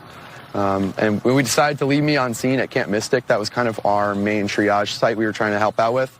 And we decided, hey, if we leave the rescue swimmer on scene, we'll have more space in our Dolphin MH-65. So based on that, I got on scene, boots on the ground at Camp Mystic. Kind of discovered I was the only person there as far as like first responders go. So yeah, I had about 200 kids mostly, all scared, terrified, cold, having probably the worst day of their life, and I just kind of needed to triage them, get them to a higher level of care, and get them off the flood zone with a lot of the US-60 Army helicopters. United States Army National Guard was landing their 60s with Task Force 1, some of their rescue swimmers, and they were able to land. We kind of came up with 2 different landing zones. There was one off an archery field and then one at a soccer field. So yeah, we were able to kind of land those 60s in there. And then I was kind of the main guy as far as like grabbing people, usually like 15 to 10 kids at a time, maybe one adult with them, and bringing them over to those 60s and getting them to a different LZ that was kind of safe and had more first responders than just myself out there. Very, very cool dude. Diving in and doing his job, which is great. I mean, we love seeing people that are, qualified as, you could call them heroes before a disaster happens. A lot of times you wear, just signing up for a job like this, you're already, just by signing up for the job before the disaster, you're already considered a hero. So it's nice to see people who are pre-disaster considered heroes stepping up to the plate and fulfilling that promise of heroism, which a lot of times we don't see that in people that are self-described heroes or society-described heroes. You don't see that. A lot of times you don't see that with police. You see them running like cowards when the moment of truth arrives. So we appreciate the moment of truth. I want to cover this as well. There's some people that didn't get as much coverage, did not get airtime for their heroics, and I think it's important. This was tweeted out by John Carlos Estrada. It's very important that we give a shout out to the heroic camp counselors who saved 20 girls. And these are not trained professional Coast Guard members. These are two 19-year-old counselors from Mexico who saved 20 young girls at Camp Mystic. They kept calm. They kept them calm, moved them to safety, and wrote names on their arms for IDs. True heroes. And we did not see them going on TVs. We saw a lot of the celebration moments happening with the more TV friendly, I believe, crowds, which is unfortunate. And I'm just saying that for some reason, and we looked into the camp, and I'm not going to spend too much time on this part, but let's just get it out of the way. This is a high predominantly white girls camp. It's just the way it is. There's an echelon of class, and this was the background of this camp. High end, high donor class donating to this camp, and those are the type of people they're going to let in. And so you can make the case of racist this or that, but it's just another example we see of classism. But then you have these camp counselors who were heroes, saving 20 girls. I'm not seeing them booking spots on these networks and telling their stories. So we're just glad that's why we have Twitter, so we can go and find these stories that actually exist. So seriously, well done to those camp counselors being heroes.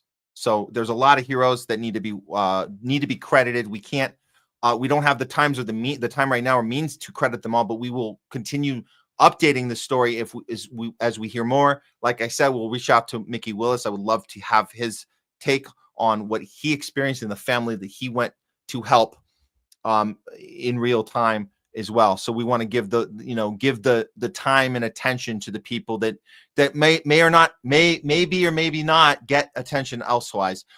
With that said, I think it's time we dive in to a little deeper now. Now that we've covered the story, let's take one step into the rabbit hole. Okay. I mentioned Lahaina, and you guys know we were on the ground looking at that, looking at weather modification elements in Lahaina, looking at intentional land grabs that were going on. We've covered that here in California during the LA fires in January. What is the land grab situation? Why are people losing insurance right before the disaster? That happened here in California. Why did State Farm cancel 80% of their customers? Just cancel them. Lifelong insurance for fire insurance. Why were they canceled? So we ask those questions. We look into weather modification as an option of something that could be, if the technology exists, would people in power use that technology against people in order to accomplish their goal of land grab? Is that a thing? Well, it looks like it is quite a thing in Lahaina. It looks like it's most likely a thing here in California. It also looks like it's most likely a thing in North Carolina. So we looked at those things. In this case, let's tell you guys, if you haven't heard about the cloud seeding background in this Texas area where Camp Mystic exists, let's catch you guys up, and then we'll look at the motivation or timing or bad luck. We'll look at all that. But if you guys don't know this, you need to know this. There is a cloud seeding company called Rainmaker. It was founded by a 25-year-old Peter Thiel, fellow. His name is Augustus Dorico, tied with Peter Thiel. As you guys know, the technocrat founder of Palantir, along with CEO Alex Karp. So we know the background there in as far as war and surveillance and AI, right? Okay. So who is this guy, Augustus Dorico? 25-year-old. He was seeding in Texas flood area 2 days before the flood. And the name of the project was called Stewarding the Natural World. Wow. How interesting that was occurring. And we found the paper trail here with Peter Thiel. This is from Hustlebitch. Holy shit. Texas cloud seeding CEO funded by Peter Thiel. It's connected to Palantir, which you guys already know if you watch the show. So Augustus Dorico is 25-year-old tech bro and Thiel fellow. He founded the weather modification startup. It's called Rainmaker. And according to publicly available info, his company was reportedly cloud seeding over parts of Texas just 2 days before the historic flooding hit those same regions.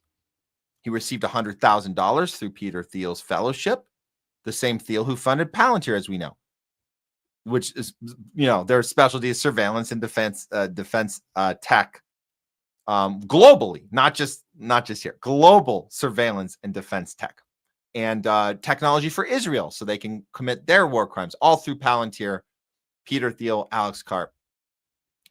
And so just let that, as he says, let that sink in. So why is a Palantir-connected billionaire funding private weather experiments in Texas?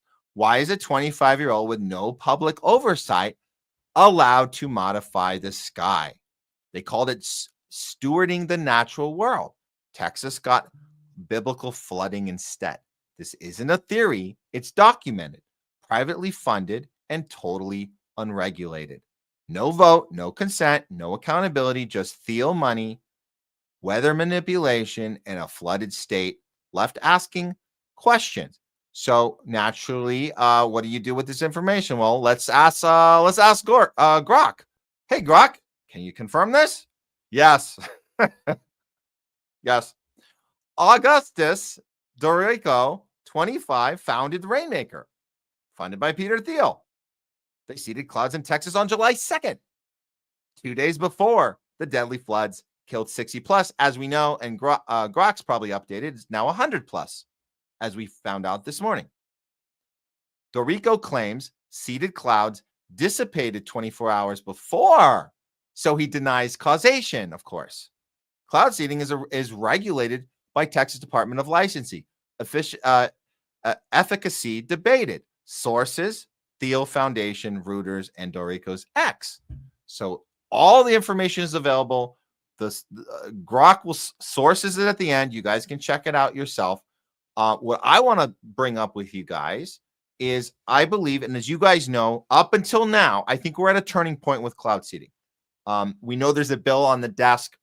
Marjorie Taylor Greene is working on a anti-cloud seeding legislation right now.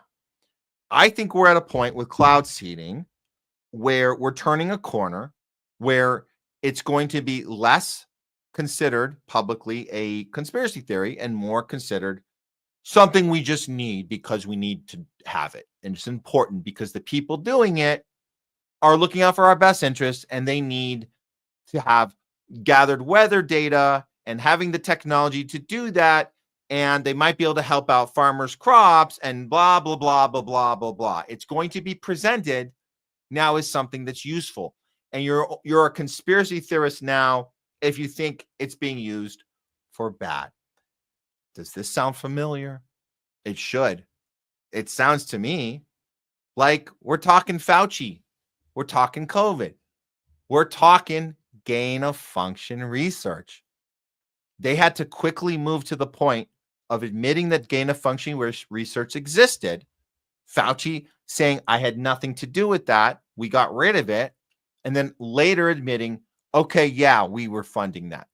But it didn't actually cause the COVID. And the idea, and people still hold on to this, that still consider Fauci king of science, even today, even in 2025. There's a lot of people here in California that still think Fauci is king science. And they will tell you, if you ask them right now, they will tell you, well, yeah, he funded gain of function, but it was for a good cause. And you can't just say he caused COVID. You can't just say that. Just because he had technology that was capable of doing that, basically screwing with viruses and creating viruses as an experimental trial and error to play with the monster, let the monster out of its cage, see what damage it can do theoretically. That we're just doing it for ultimately for humanity purposes, humanity's sake. That's what cloud seeding is going to become now, and we know this now. And up till now, let's be clear, up until now, we were told that it didn't exist, right? We're told that all the time. Go back to Lahaina. We talk about cloud seeding. We talk about weather modification. Oh, you conspiracy theorists. So that was the messaging of pushback against conspiracy theorists, is that we're making it up. Well, there's too many documentations of it now. There's too many. We have the patents. The paper trail is so long that they're forced to admit that it exists, but tell us it's for good reasons. And that's why this 25-year-old had to do his rounds and go on NBC to clarify that his cloud seeding had nothing to do with this flood. This is on NBC. This is what's going out right now. They're going to admit it, and then they're going to deflect. Pay attention. Here we go. Might have seen posts or videos connecting cloud seeding to what is happening in Texas. And then earlier tonight, the CEO of a weather modification company confirmed that planes in Texas did release silver iode into the atmosphere 2 days before the floods. But he also explained why he says scientifically it does not mean that the two events are connected. Watch this. We're talking about like sub-centimeter amounts of precipitation, be it in snow or rain from every event, which in aggregate can mean hundreds of acre feet, which is very consequential for farmers and ecosystems. Okay, to be clear, this is the guy. He exists. This is him. And he's calling into an NBC show, and he's reading off a script that he prepared. That's what he's doing. This is called damage control. And he practiced it and rehearsed it in the mirror before it was time to go on. And he's on his phone. He's on hold. They threw up his picture. They got his thing there, trying to make him not look like a 25-year-old idiot. They're trying very hard. That's the best picture they could get from him. They said, hey, man, like the program director contacted them on email, said, hey, you're coming on tomorrow. Could you get us a better picture? We've been on social media. We can't, you kind of look like this college dork dude, like working out of your grandma's basement here. Can you get, he's like, man, this is the best I got. Okay, well, we'll keep it short and simple, but go over your lines. You got to sound very sure of yourself. I'm just telling you guys, that's what happened here, because that's what NBC has to do before they bring a 25-year-old on to make himself look like a fool. They have to cover their basis and make this a what we call damage control piece, that if you're watching this and you're not using your critical thinking skills, you're going to believe this garbage, and then you're going to be ready for your conspiracy theory friends who are going to tell you that cloud seeding is responsible for this. And by the way, nobody's saying right now, I'm not hearing anyone say on purpose. I haven't seen the paper trail of the land grab in this situation. So I want to be clear about that. This is not like Lahaina, not like LA fires, not like North Carolina, where we saw a paper trail of land grab for minerals, particularly lithium. That was the land grab opportunity in North Carolina. LA, it's for land grabbing, preparing for the Olympics, and people, and no more single unit housing. That was California. Lahaina, the land grab is about getting the natives out of there so they can then rebuild and do the 15-minute cities, which is also a thing in California. Just build these high rises. The locals would not sell their land, so they said, "Oh, you won't sell it? We'll just take it from you." So we saw those paper trails in those three places. We've done the homework, guys. We've done it in case you don't have to, or you can do it too. We hope you do too. But if you don't have time for it, we're doing the homework. And that's what we concluded in those three situations. More than likely, 95, 98%, those were land grabs on purpose. This one, I'm at this point on day 5 of this disaster, I'm leaning towards, oopsie, we effed up. Oopsie, we had a 25-year-old running weather modification equipment who might have made a boo-boo. That's what we're going with here until further information. But again, this is a prepared damage control interview. Listen to how sure he is reading off his prepared script. But cannot come close to causing flooding unto itself. An NBC News climate reporter Chase Kane. I want to hear that again. That was so short. All he had to do was memorize a sentence. That's all he had to do. Okay, let's see. We're talking about like sub-centimeter amounts of precipitation, be it in snow or rain from every event, which in aggregate can mean hundreds of acre feet, which is very consequential for farmers and ecosystems, but cannot come close to causing flooding unto itself. An NBC News climate reporter Chase Kane joins us now. Chase. And this guy's here to back him up and say, yeah, that checks out. So this is all propaganda. This is not actually doing journalism. You don't just take the guy who invented it, the guy who was funded by Peter Thiel. You don't take his word for it that, yeah, everything checks out. We investigated ourselves and we're all good to go. But no, this is called propaganda. This guy is going to double down and say, yeah, everything checks out. Nothing to see here. Any conspiracy always starts with like a thread of truth here. Can you explain the science? Like, what is cloud seeding, first off, and how is it being used in Texas? Yeah, so cloud seeding is really this idea for farmers of like, hey, there's some moisture up there in the clouds. Is there a way that we can get it out of the clouds down here to the surface to help farmers? Because water vapor that's in the air needs something to grab onto, which is often like smaller than the tip of a pen. So you're thinking like pollens, particles of pollen or dust or even air pollution. So you see this graphic here. Basically what they do is they fly planes up there to give the water vapor something to grab onto. So it's a combination of silver iodide and salt, actually. And so the water vapor forms around that. Eventually it gets heavy enough and then falls to the surface of rain. So when that happens, we're talking really small amounts of rain. In fact, scientists have been debating for decades whether or not this is actually very effective to do. So even when it does work, Gotti, we're not talking about a lot of rain, certainly not the amount of rain that they saw in Texas last week. Oh, so we do have the technology, but just so you guys know, it's just not very good. We're just not good at it. Oh man, God, and we've been telling these guys and these scientists and all this money being spent on cloud seeding and all of the whole paper trail. We know all the receipts, the patents that have to be filed and all the investment and the technology and the trial and out. You know what? It doesn't even work well. Barely any. It's like an X-Men with really crappy powers, right? Like you have Storm, who can actually create weather whenever she wants. But this is like a junior X-Men who doesn't just little tiny raindrop. Bloop. Don't worry, guys. It's not even. In fact, we're saying, guys, why do you even bother with this? It's not doing anything. So yeah, it exists, but nah, we don't really do anything with it. So yeah. Just to shut up all you conspiracy theorists, but more importantly than that, because you're not going to shut up conspiracy theorists. They're going to keep shouting about this. And we certainly are going to keep shouting about this. But that's so people who are curious about what's going on are going to second guess themselves and then stop being curious because NBC guy told you that the thing exists, that it's not that good. Of course, no one's going to push back and say, well, what if it was better? Or what if it was good?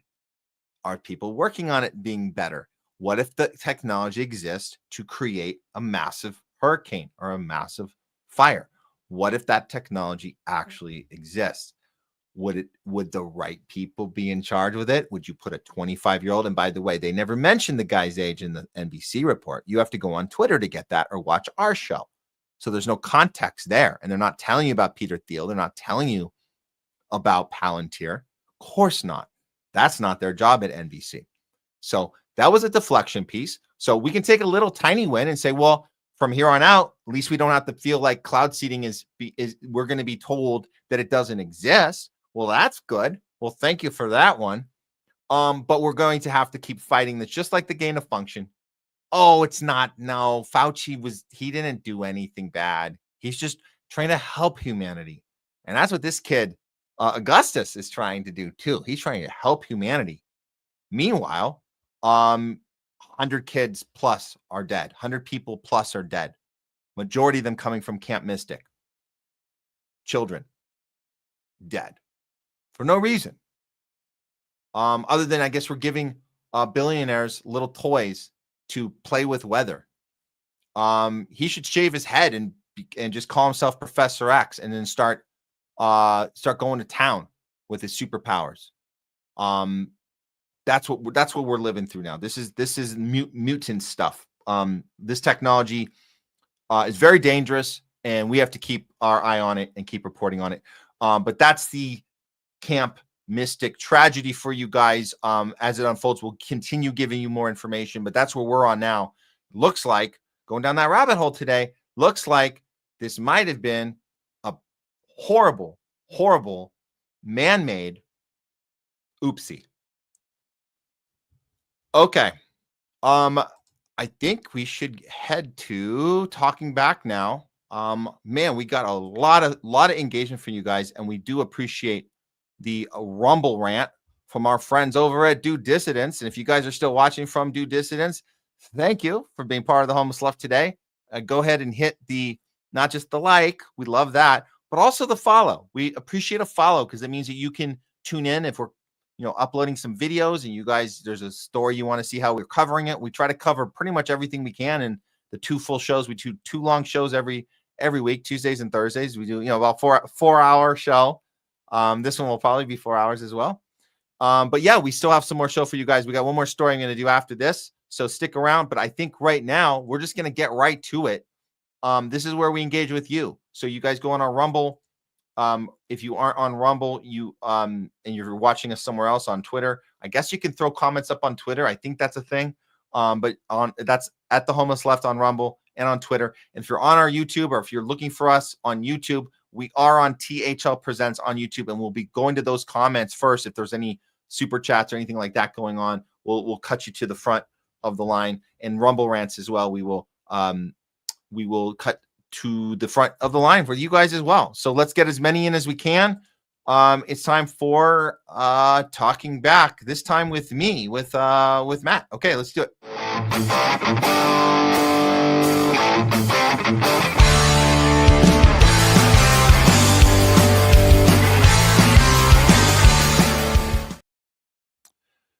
Talking back with Matt. We're taking your guys's messages, comments, questions. We're engaging with you. We're responding to you right now, live in real time. If you're watching this live, welcome. If you're watching this on a replay segment, thanks for clicking on the play on this one. This episode today, we call it We the People. We've been talking with, we had our co-host Jay Scott on earlier, and we had the people's We the People party, which if you hadn't heard of it, it's called We the People. It's a new third party. The party chair, Levi Leatherberry, was on with us. We had a great conversation with him. We've been talking about the Epstein files problems, I guess you could say. Total disaster, which we called it long ago, but a lot of people are seeing that today. The Epstein files list, I guess, no longer exists. So we'll talk to you guys about that story. We covered Tucker and his interview with the Iranian president. I don't know why it's controversial, but it was for some reason. It's an important discussion that needs to be had. And we covered a little bit on Camp Mystic and the Texas flooding, which had occurred 5 days ago, which they're still finding bodies. And it's the death count is up above 100 now, with still several missing. Okay. With that, let's go to see what some of you guys' comments are. We'll start at the top here. I'll do as many as I can.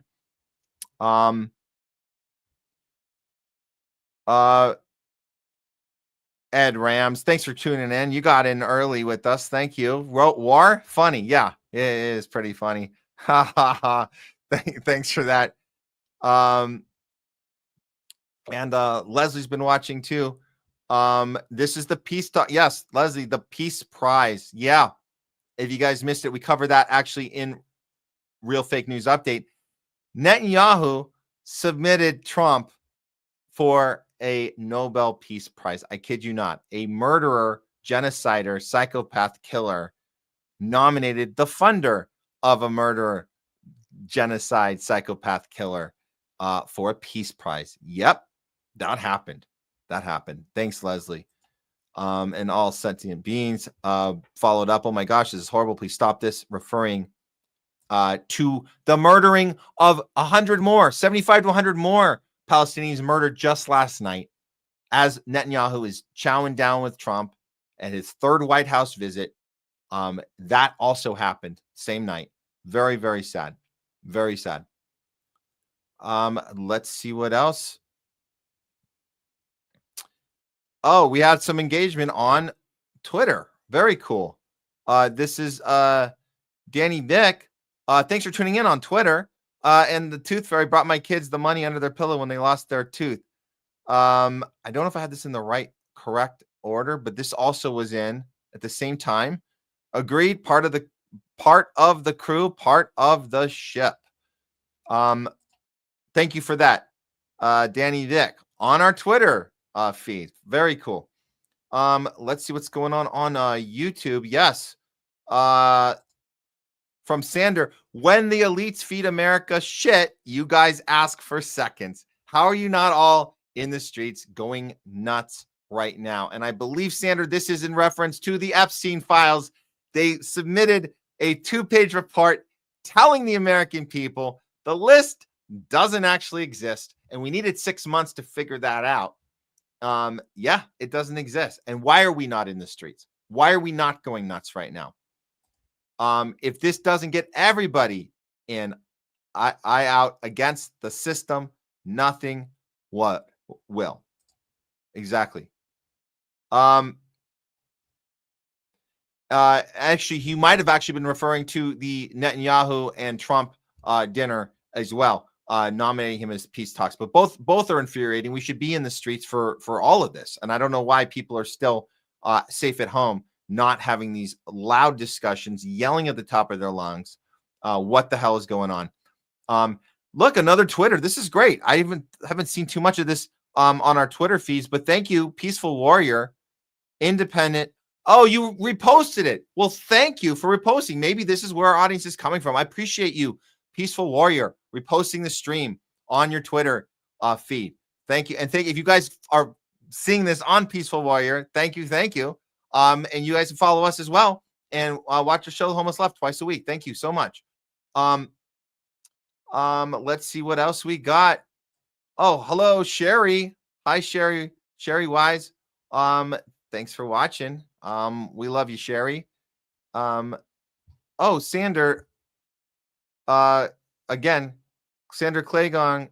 Only way to get the corruption out, remove the money from politics.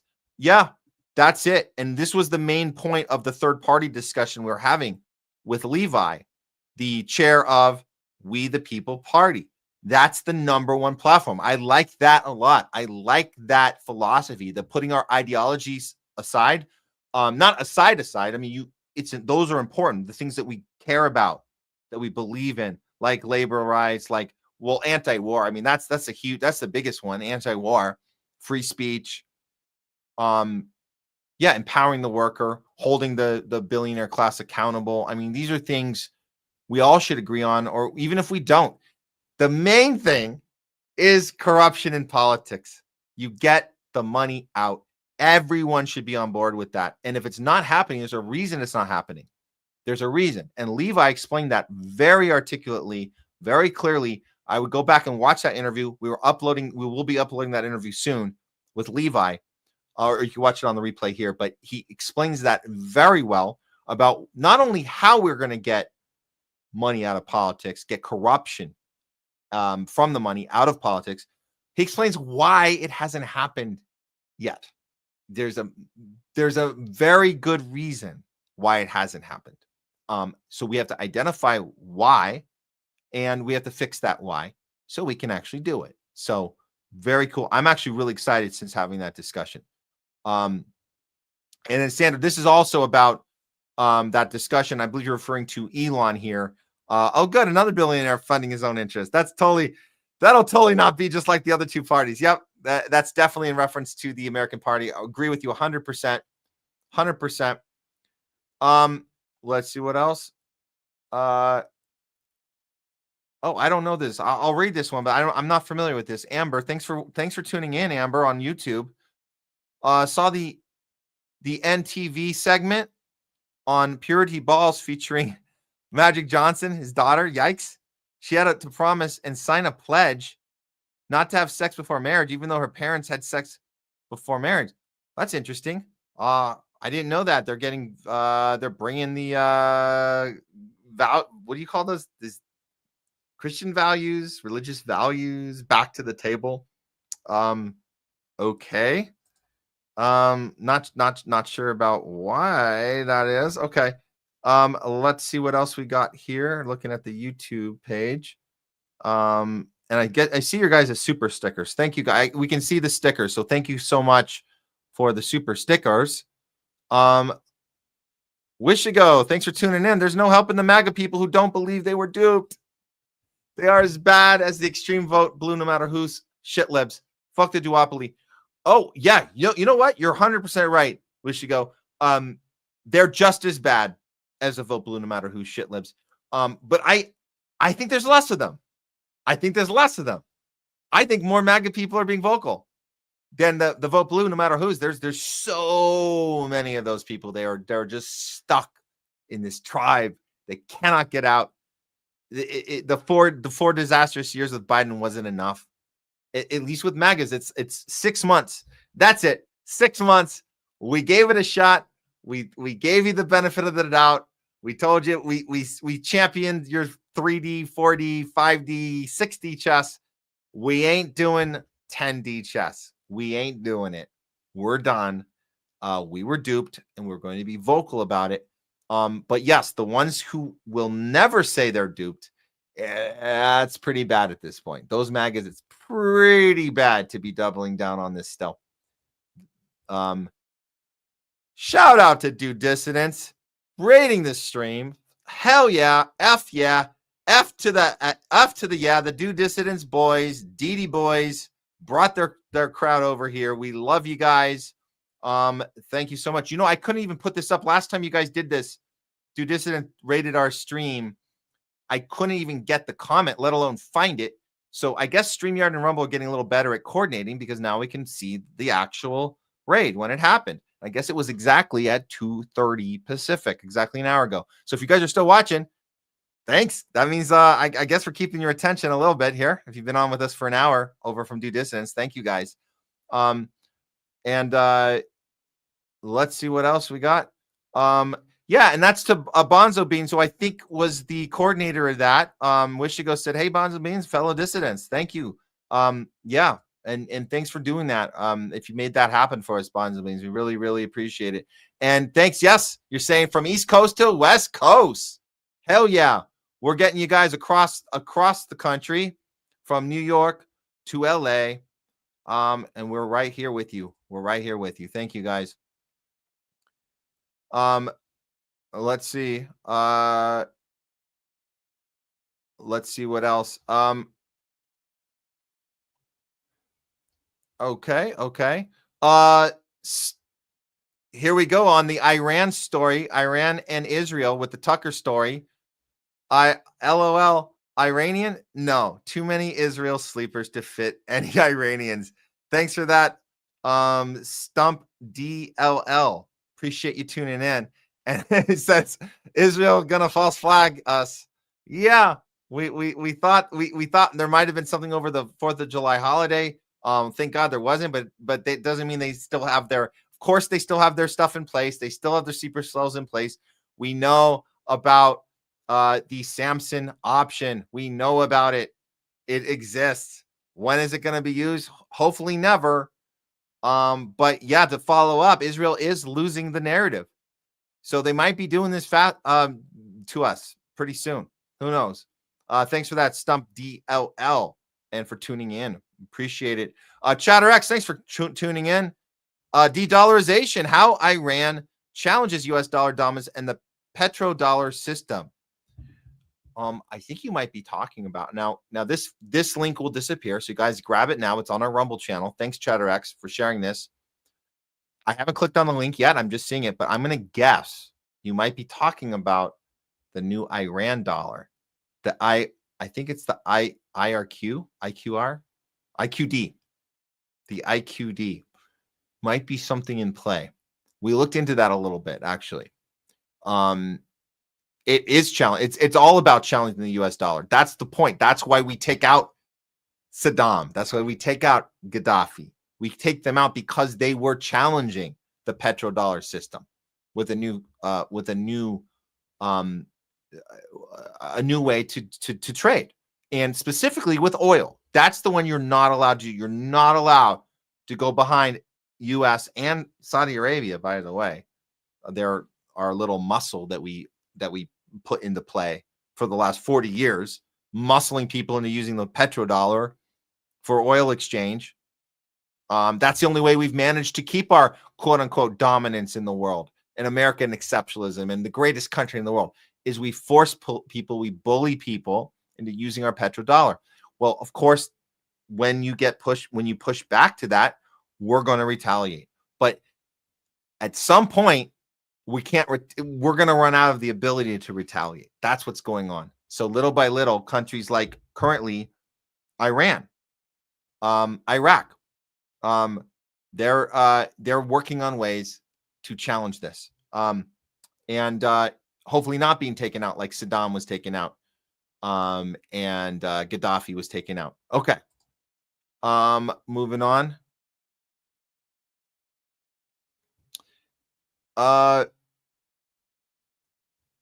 Good point, ChatterX. Hey Tucker, tell us about the CIA MASOUD MI6 sleeping cells in the Middle East. I don't think he got to that part, but yeah, thank you for pointing that out. I don't think he made it to that part in the interview. He only had him for 28 minutes, so you know he can't cover everything, right? So we'll leave that one out. We'll leave that one out. But thanks for that, ChatterX.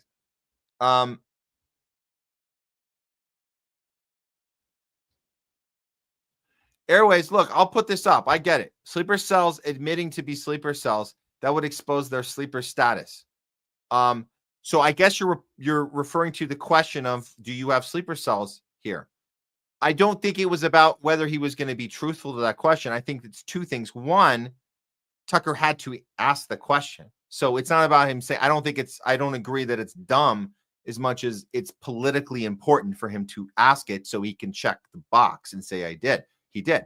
The second thing I'll say is watch how he answers the question. And I know it's the translation is part of it, the third person in the middle that has to translate, who I believe is doing the best he can with the vocal inflection and the mimicking of the body language in the delivery the best they can. But I do believe that there's an indicator there as he's saying no, which we didn't think he was going to say yes. There's a way he answers that, and he brings up Israel. The Iran president brings up Israel and says, "This is what they want you to believe." So there's a reason to ask it. It's political.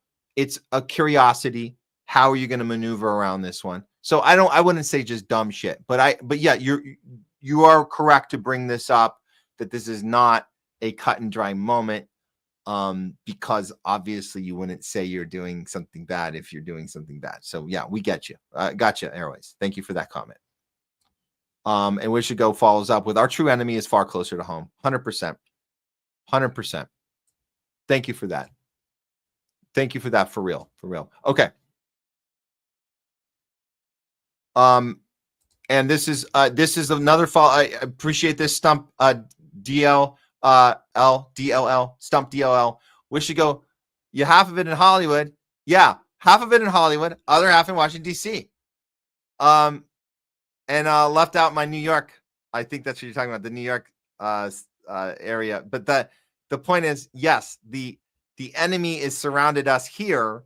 You have the Hollywood enemy, you have the DC enemy, you have places where people, their job is to trick us, to control us, to manipulate us through propaganda. And I would say the rest of it is in the media all over, where whatever TV device you turn on, you're going to get the propaganda told to you every day.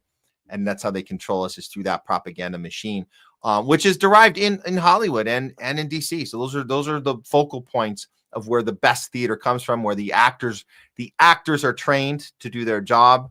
The best producers. You always get the best producers when it's time to present. As we know, like just for example, we know the January 6th committee was all Hollywood produced, and they admitted it. They go, yeah, we wanted you to tune in, so we're gonna give you this late night special of this court case that we completely contrived. We have our theater people with the film backgrounds coming to play, saying, how are we going to do this with the music and the suspense and the building of the character action? And you're on the edge of your seat while you watch these court cases unfold. So yeah, that is our true enemy right here at home. Chatter actually shared a few more things. This is awesome. Always got the good quotes. Always got the good quotes. Thank you for this. Our real enemies are not those living in distant lands whose names and policies we don't understand. The real enemy is a system that wages war when it's profitable. Our enemies are not 5,000 miles away. They are right here at home. That was the quote, I believe, that was being derived from Wishigo. And then this is the source of the quote from the book, I guess, The Real Terrorist Was Me, Michael Preisner, U.S. Army veteran. Thank you for that reference, ChatterX, as usual, always on point. Always on point. Oh, that sucks. Freedom Finder 123 says it looked like the stream was over when I first tried to get in. I hope that's not a problem. I think we're good now. I think we're good right now. So very cool. Yeah, and Bonds and Beans, it's true. It's true. Rumble does some weird shit. Weird shit. But thanks for all y'all being here. Let's see what else. I don't necessarily understand this one, but thanks for tuning in. Servila. Iran doesn't need sleeper cells. The U.S. population will work in favor for them. Okay. I'm not sure the reference there, but okay. Still trying to work that one out, but thanks for tuning in. Let's see what else. We got some more good stuff from you guys. I can't go through everything. Yes,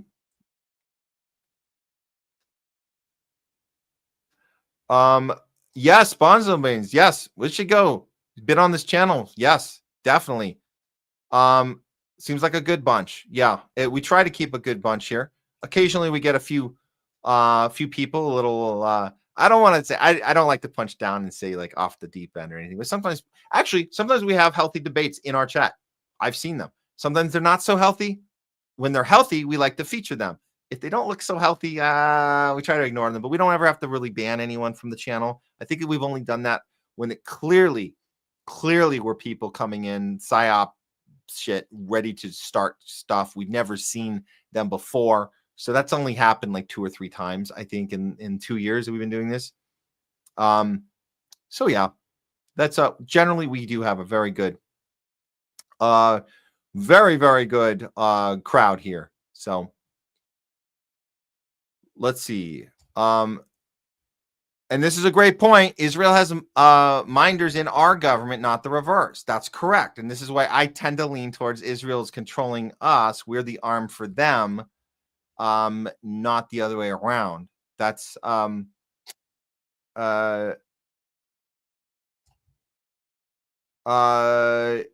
yeah, that's true. That's true. Okay, let's see. Oh, and I would just say, yeah, this is a great follow-up. We pay for everything in Israel, not the reverse. Very true.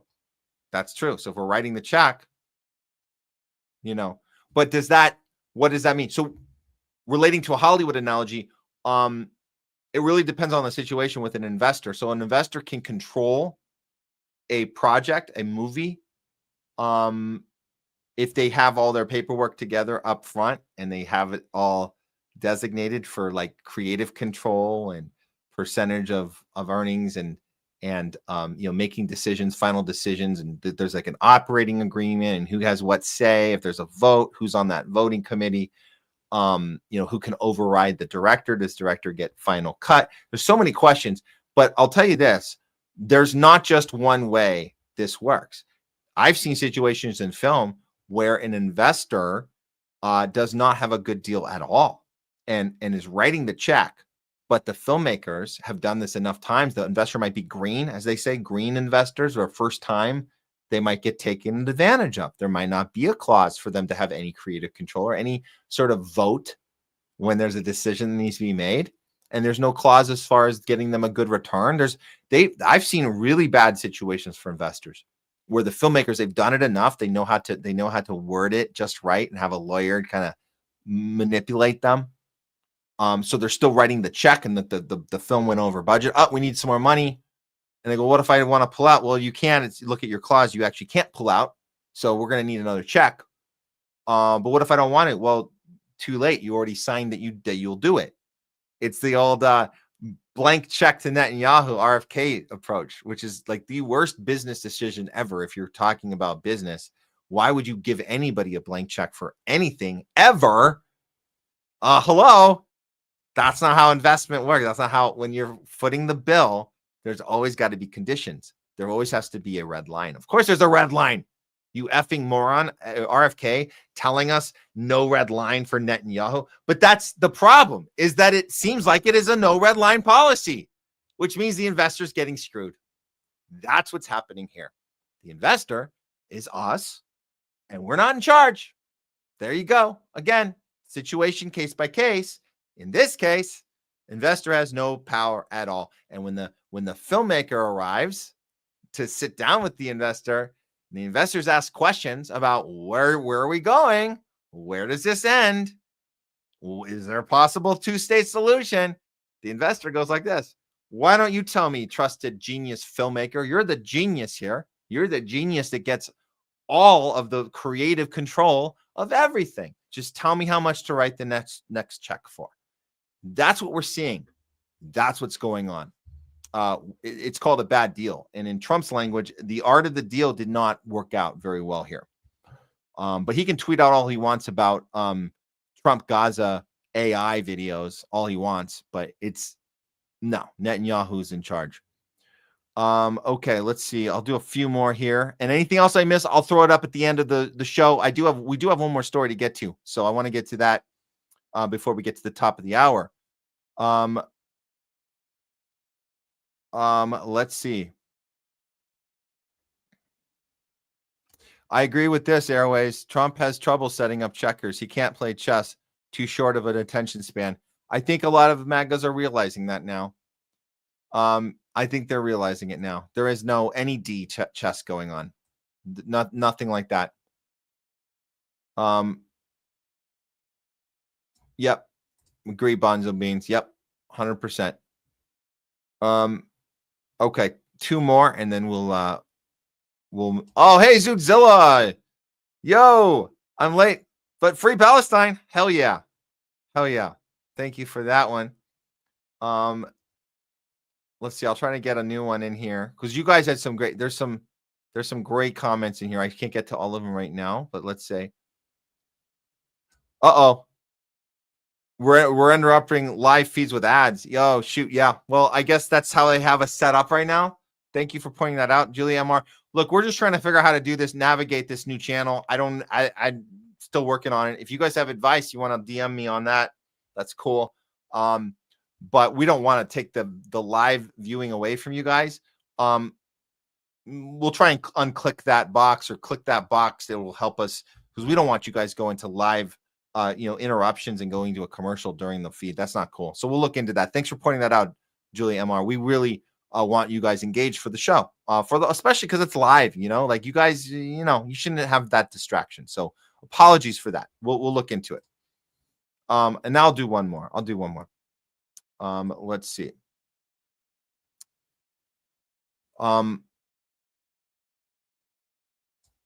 Oh, I gotta throw this one up. COVID's jab was a huge. Now we're not saying this. Our viewer is saying this. Stumped DLL. COVID jab was a huge hoax, a lie, with the government and pharma colluding for profit. What? They'd never do that. How dare you think that your own government would not put your well-being ahead of their profit margin? That's not how our country works. We have a capitalist model in which it's people. Oh, wait a minute. I got that backwards. It's profit over people. Oh, never mind. Okay. You're right on. You're right on there. Uh-oh. I guess I just didn't really understand how shit actually works. So, too late. I got 6 jabs. My bad.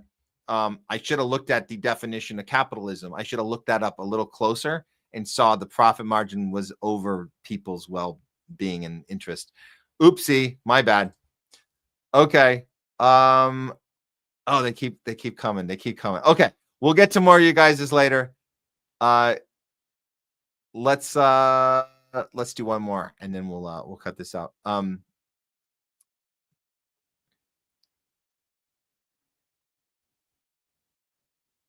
Oh yeah, this did happen. This did happen. We really did screw Germany. You're so right about this, Stump DLL. America really screwed Germany with the oil prices. And this is for Bonzo Beans, I guess, who's in Germany. Yeah. We blew up. The US blew up your pipeline. Joe Biden admitted that he was doing that's what we're going to do. And then we blamed Russia.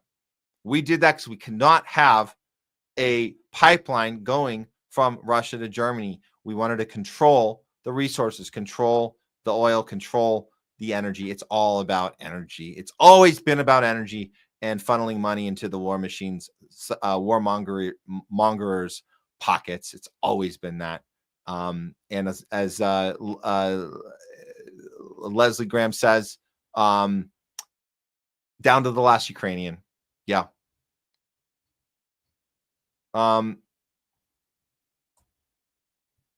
We'll put a few more of these up at the after the next one. Thank you guys. I'll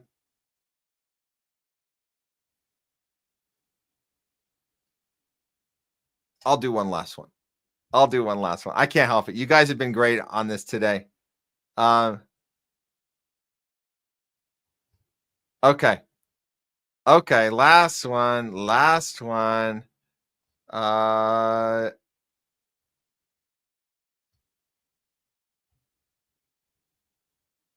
Oh, I didn't know this. This is a good prediction from Galloway. Thanks, Wishigo. Predicts that Julian Maxwell will be released soon. Great call. Let's see if he's right. I'm leaning towards that being the next move. Why not? At this point, why the hell not? And let's end on that one. I'm going to get you guys a little later in the show when we go on the ending credits. But why the hell not? We've already gone this far. They're telling us the lists don't exist. They never did. He killed himself. You guys don't want to see child porn, do you? That's not cool. So we're just going to shut the case. It's over. It's done. Why did you guys want to see that anyway, huh? Come on. Epstein's what a horrible person. Can we just call it a day? He's a horrible person who killed himself. His wife, she didn't really do anything wrong because there's no list, remember? So we'll let her out. He's dead. He did the deed. He killed himself. We're done here. Let's move on. That's it. Case closed. Okay. That should do it for Talking Back. Thank you guys. And we'll see you on the next one. Okay.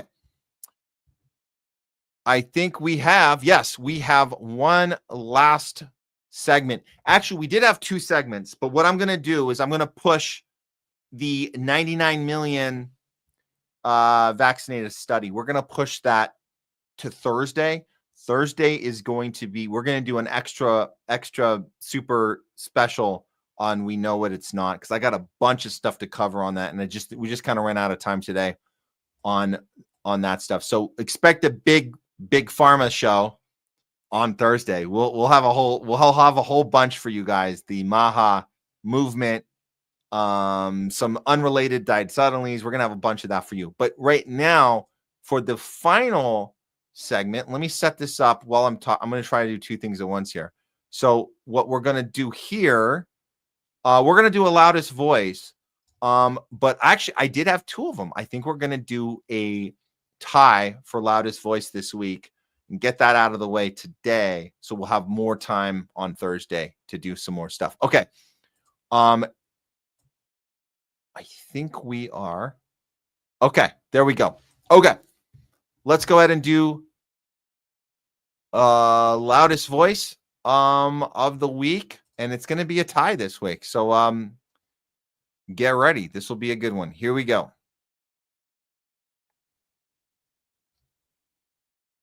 Wait, where's the thing? Wait a minute. Where is my intro? Where's the intro to loudest? What the hell did? Oh, here we go. Got it. All right, here we go, guys. Time for loudest voice of the week.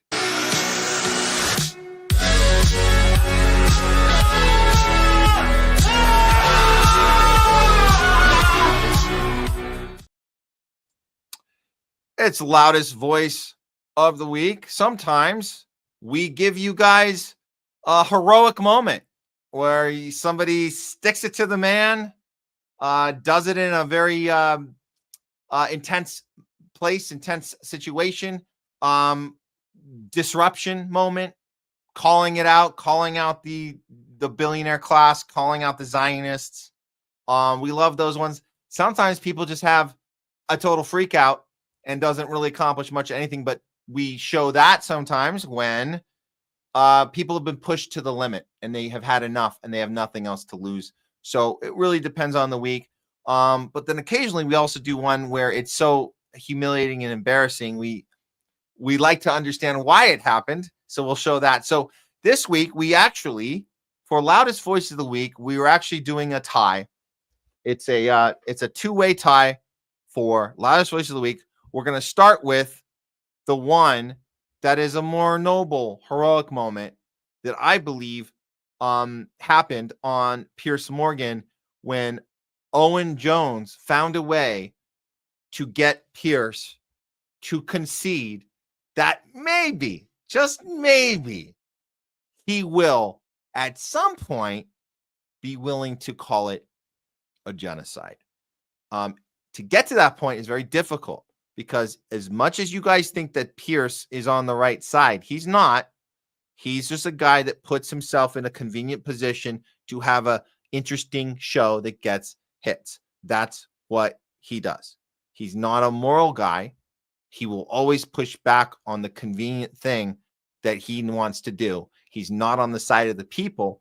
He only makes it seem like that occasionally when he's going up against a psychopath Zionist. I don't know that Piers Morgan is not a Zionist, but he's a propagandist. So there's a little difference. So, but anyways, let's let Owen Jones go through his process with Piers, who's trying to end the interview, but Owen keeps at it. And I want to give him props for this. This is loudest voice of the week.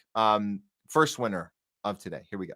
Crimes, which you keep erasing because you keep. I want to see the evidence of the war crime. So when it comes, I will be the first to lambast them. They did them on camera. But I prefer due process on these things. Yeah, but when they declare to the world they're fighting human animals and they're going to, from the very beginning they said I would call Hamas human animals. They didn't say, they said civilians. Right, they said the residents of Gaza, and they said they were cutting off, at the very beginning, water and fuel. Is a deliberate siege of a deliberate siege of a civilian population, is that a war crime, yes or no? Listen, if you're asking me, do I agree with the occupation? No. No, I'm talking about the siege. They announced the siege No, they of shouldn't Gaza. have been able to do it. Is it a war crime or not? Probably. So you accept they committed war crimes from day one then? I think the siege that they enacted because they were able to is indicative of the wider, bigger picture problem of the occupation. I agree with that. So you conceded the point then. You've conceded the point that this doesn't begin, obviously, in the 7th of October. Of course not. But then... I've never said that. You would never say... I think you should watch my show more often. Well, I've got life It's good to have you back. Life's too short. It's good to have you back. But honestly, life isn't too short for you to be better informed about what I do on my show. Well, you don't accept it as well. flowery generalizations, which make me think you haven't watched it. You don't think Israel's committing genocide? You'd be better informed if you watched my show. Do you more think often. Israel's committing genocide? As you were about our friend Bob Violent, who it turned out made you look a right chump. Well, anyway, you look more of a chump when you won't accept Israel's committing genocide, Piers, which is really easy to do. You could just say it now. Is Israel committing genocide? When the ICC says it's genocide, I will say that's what we have. Okay, now this is how he gets them. So watch this. This is a brilliant move. This is what you call, this is an actual chess game, because you have to play this game with Piers, or he'll just cut to the commercial. He's trying to do that right now, but he got him to say, "I'll do it when the ICC says it's okay to do it." Well, now Owen Jones is going to educate Piers on how that doesn't really check out, does it? Okay, here we go. That's the only time you're waiting. That's kind of a legal process I'm waiting for. Okay, so you will never. But we run out of time. Okay, so it's good to see you. If Hamas, you don't think Hamas has come back again either? soon. Come back again soon. Okay, fair enough. Hamas committed war crimes. But you've not waited for the ICC to make their case. No, because Hamas broadcast it on their own GoPros. So have Israel. We're committing war crimes. It's literally on camera. Thousands of war crimes. We've run out of time. Literally, the studio has run out of time. However, I would love to have you back more often. Sure. I enjoy our debates. Okay, and actually, we agree with a lot more than probably people think. You do need to move over to accepting it's genocide. I think that would be very important given your platform and influence. And there may be a time I do that. Okay, well, let's see. But it's good to see you. You too. Appreciate it. Thank you. There may be a time that I do that. And that's what you were forced to have to say, Piers, because he got you into a pickle when you're waiting on the ICC to tell you that it's okay when they're actually taking a long time to tell us. In the meantime, you're able to, so there's the contradiction here, and you can see him trying to get to the commercial,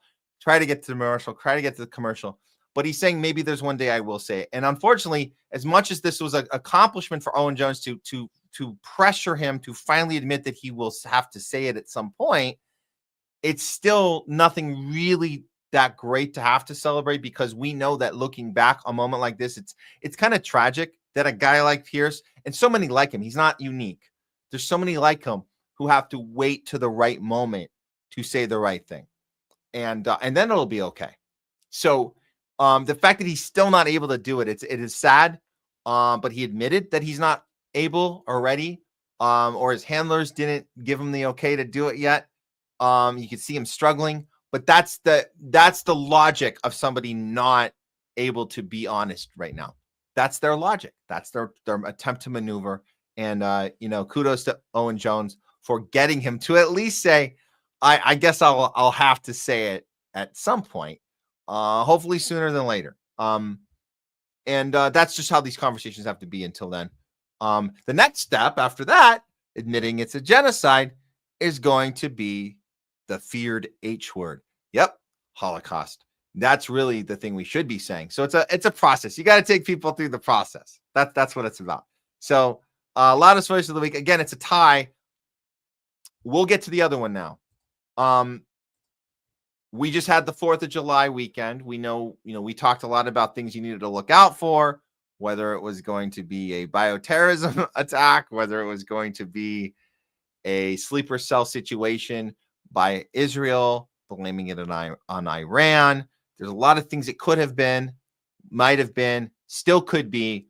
But the one thing we forgot to talk to you guys about over 4th of July was kind of the obvious thing that I guess we thought went without saying. Don't be an idiot on 4th of July and blow your hand off with fireworks. I think that's a given. I don't think we had to tell our audience that. I certainly didn't think we had to tell any musician or entertainer that, but apparently there was a musician entertainer that needed to be told that and wasn't told that or didn't listen. And this is the unfortunate tragedy that occurred. Rapper 4Extra blows up his hand with fireworks in shocking July 4th accident. He has reportedly suffered a serious hand injury after a firework exploded during his 4th of July celebrations. The LA-based artist, which I didn't know him. I guess he's here in LA. His high energy performances, flashy online presence, posted a video on Instagram just hours before. That's really the story. Not so much that the tragedy occurred that was self-inflicting tragedy, blowing off your hand. But the loudest voice is for extra because of the final video he posted. And I apologize for the profanity in advance, but this is what he posted right before lighting the fireworks. And this is what he's ranting about. It's a little twisted. I'll forewarn you again, profanity warning, inappropriate language warning. But here we go. Loudest voice goes to 4 extra right before blowing off his own hand. Here we go. Nigga up. Fuck wrong with a nigga. Dead homies, nigga. It's the 4th. I'm about to blow a nigga up. Who wanna get blown up today, nigga? Fuck wrong with a nigga off the back. I'm blowing a nigga up. Stop playing CDs, nigga. I'm throwing them in your house. I'm throwing them at you, nigga. Vernon Avenue, nigga, off the back. I'm blowing your ass up. I'm blowing somebody up today off the back.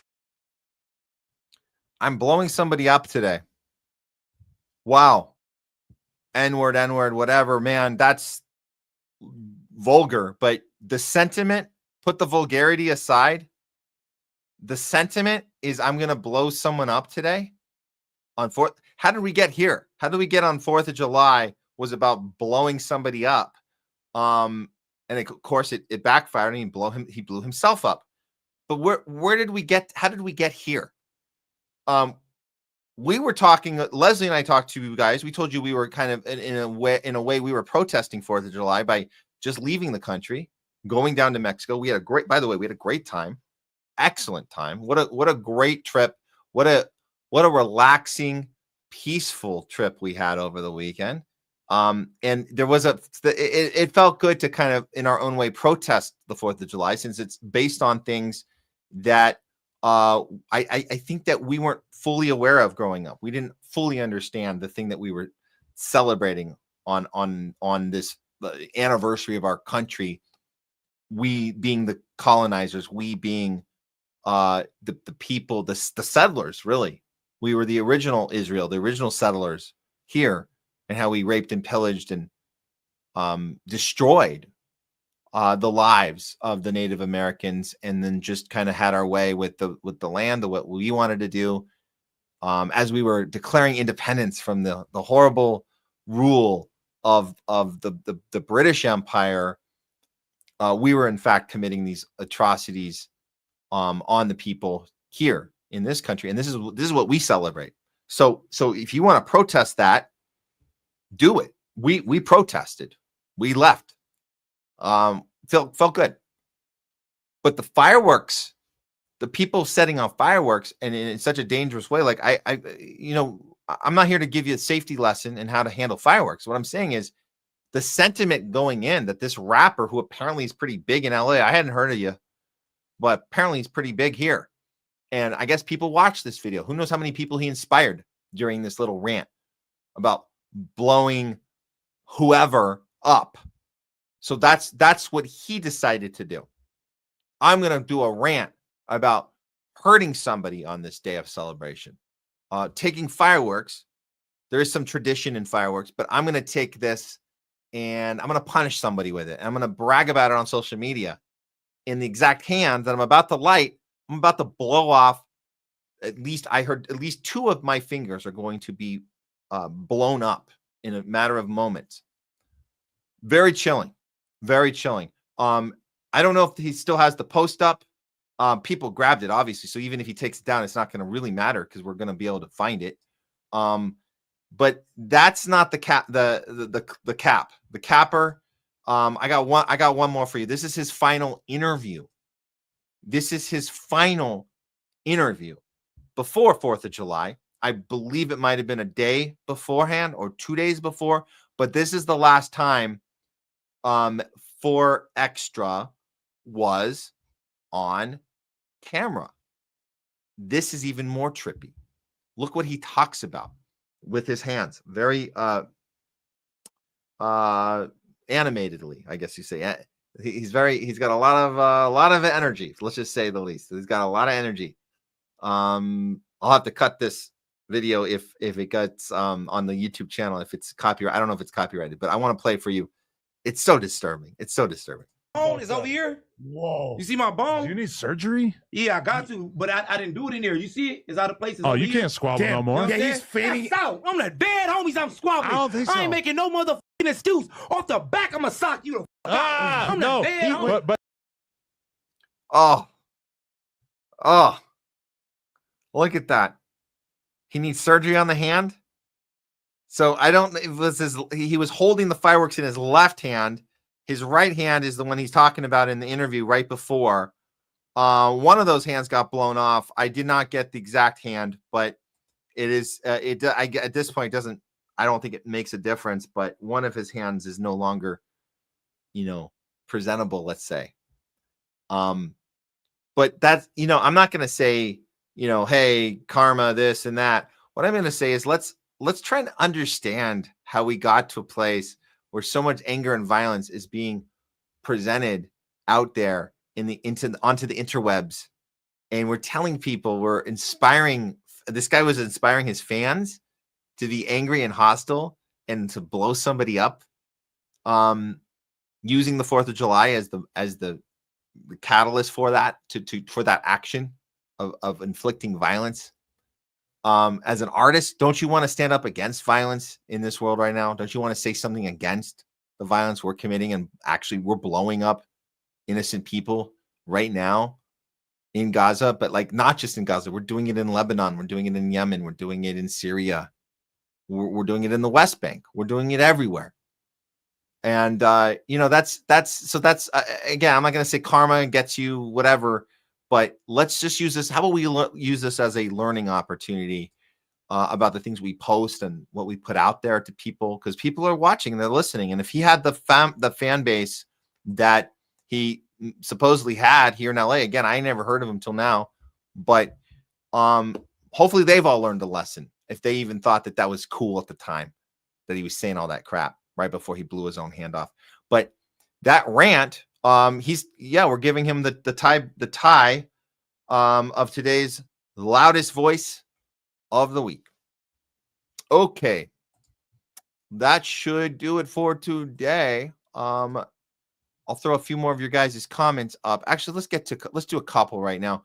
And I'll tell you what we have coming up, and we'll be seeing you guys Thursday, I guess. Okay, there's some good stuff on here. I'm going to put these up. On the credits. Okay. Very cool. Okay, guys, thanks for tuning in today. It's been quite a show. We appreciate everyone's participation today. We're sorry if we didn't get to your comments. We'll try to throw them up at the end here. But I want to give a big thanks to Jay Scott, of course, our co-host for Tuesdays. He did an excellent job today. And our guest today, we really, really appreciated Levi Leathersberry, who is the chair of the We the People Party. Really appreciate that dialogue. Talking third party, very cool. Thanks to both of you. Again, we'll be back on Thursday with some more show for you. We'll be announcing the guest or guests soon. I don't have that officially yet, but next Tuesday, I mentioned earlier, we will be joined. Jay will be back. We'll be joined by Dr. Mary Talley Bowden. We're very much excited about looking forward to that interview. Very, very happy for that. So looking forward. And tomorrow, forgot this, of course, let you guys know, I'll be on with Fiorella Isabel doing Truth Wire. That's Wednesday. We're going to be talking geopolitics. We'll be talking about all this stuff, Iran, Israel, the whole works. Looking forward to that. So don't miss that. It's on Truth Wire. You guys got to follow, subscribe to Truth Wire. It's usually Craig Pasta. I'll be filling in for Craig Pasta. He's taken, as you guys know, he's taken some time off. Our hearts and love go out to Craig, and hope he is ready to come back soon. You got to put health number one a lot of the time. We all do. We all need to know that we have to put health number one when possible, all the time if possible. We have to put our health at number one. Okay, guys, thanks so much for tuning in, and thanks to the Due Dissidents Rumble raid. That was awesome. all you guys part of that. We really, really appreciate that. And we'll see you guys next time. This anniversary today, I'm going to leave you with this. This is an old interview from a revolutionary Palestinian who 52 years ago was assassinated in Beirut by, guess who? Mossad agents. 52 years ago. So this was in 1973. His name is Ghassan Kanafani. Ghassan Kanafani. 52 years ago. Murdered in a car bomb. It killed him and his 17-year-old niece as well. So here's some rare footage of Ghassan in an interview right before his death being asked about none other than a deal. Can you make a deal with Israel? Can you make a deal? Two-state solution. So this is an age-old question, and we know the answer. Ghassan knew the answer. He knew it then. And the answer is you can't negotiate with occupiers. They are not interested in that. And make no mistake, this is not a war. This is an annihilation. When one side controls the other side, it's not an equal battlefield. So there's no war. There's occupation, and there's genocide, and there's Holocaust, and that's it. Best case, there's ethnic cleansing. That's best case scenario.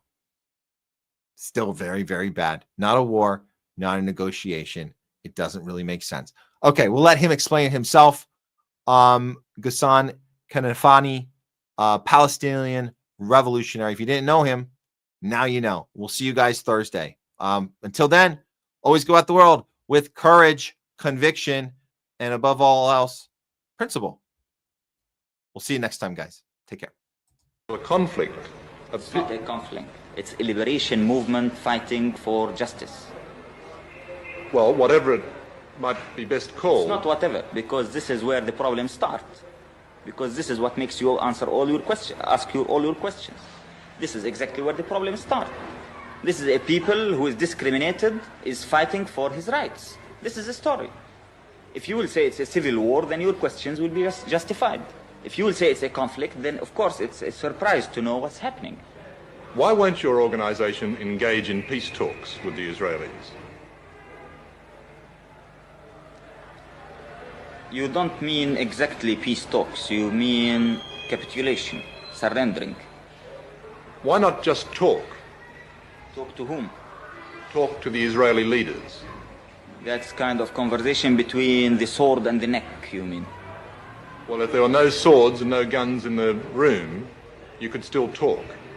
No, I had never seen any talk between a colonialist case and a national liberation movement.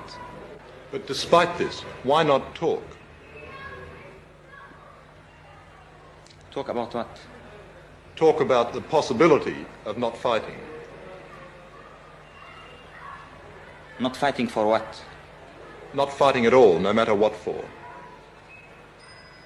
Yeah, and people usually fight for something and they stop fighting for something. So you can't tell me even why should we speak about what? Well, stop fighting. For what? Or talk about stop fighting, why? Talk to stop fighting, to stop the death and the misery, the destruction, the pain. The misery and the destruction and the pain and the death of whom? Of Palestinians, of Israelis, of Arabs. Of the Palestinian people who are uprooted, thrown in the camps, living in starvation, killed for 20 years, and forbidden to use even the name Palestinians. They're better that way than dead, though. Maybe to you, but to us, it's not. To us, to liberate our country, to have dignity, to have respect, to have our mere human rights, is something as essential as life itself.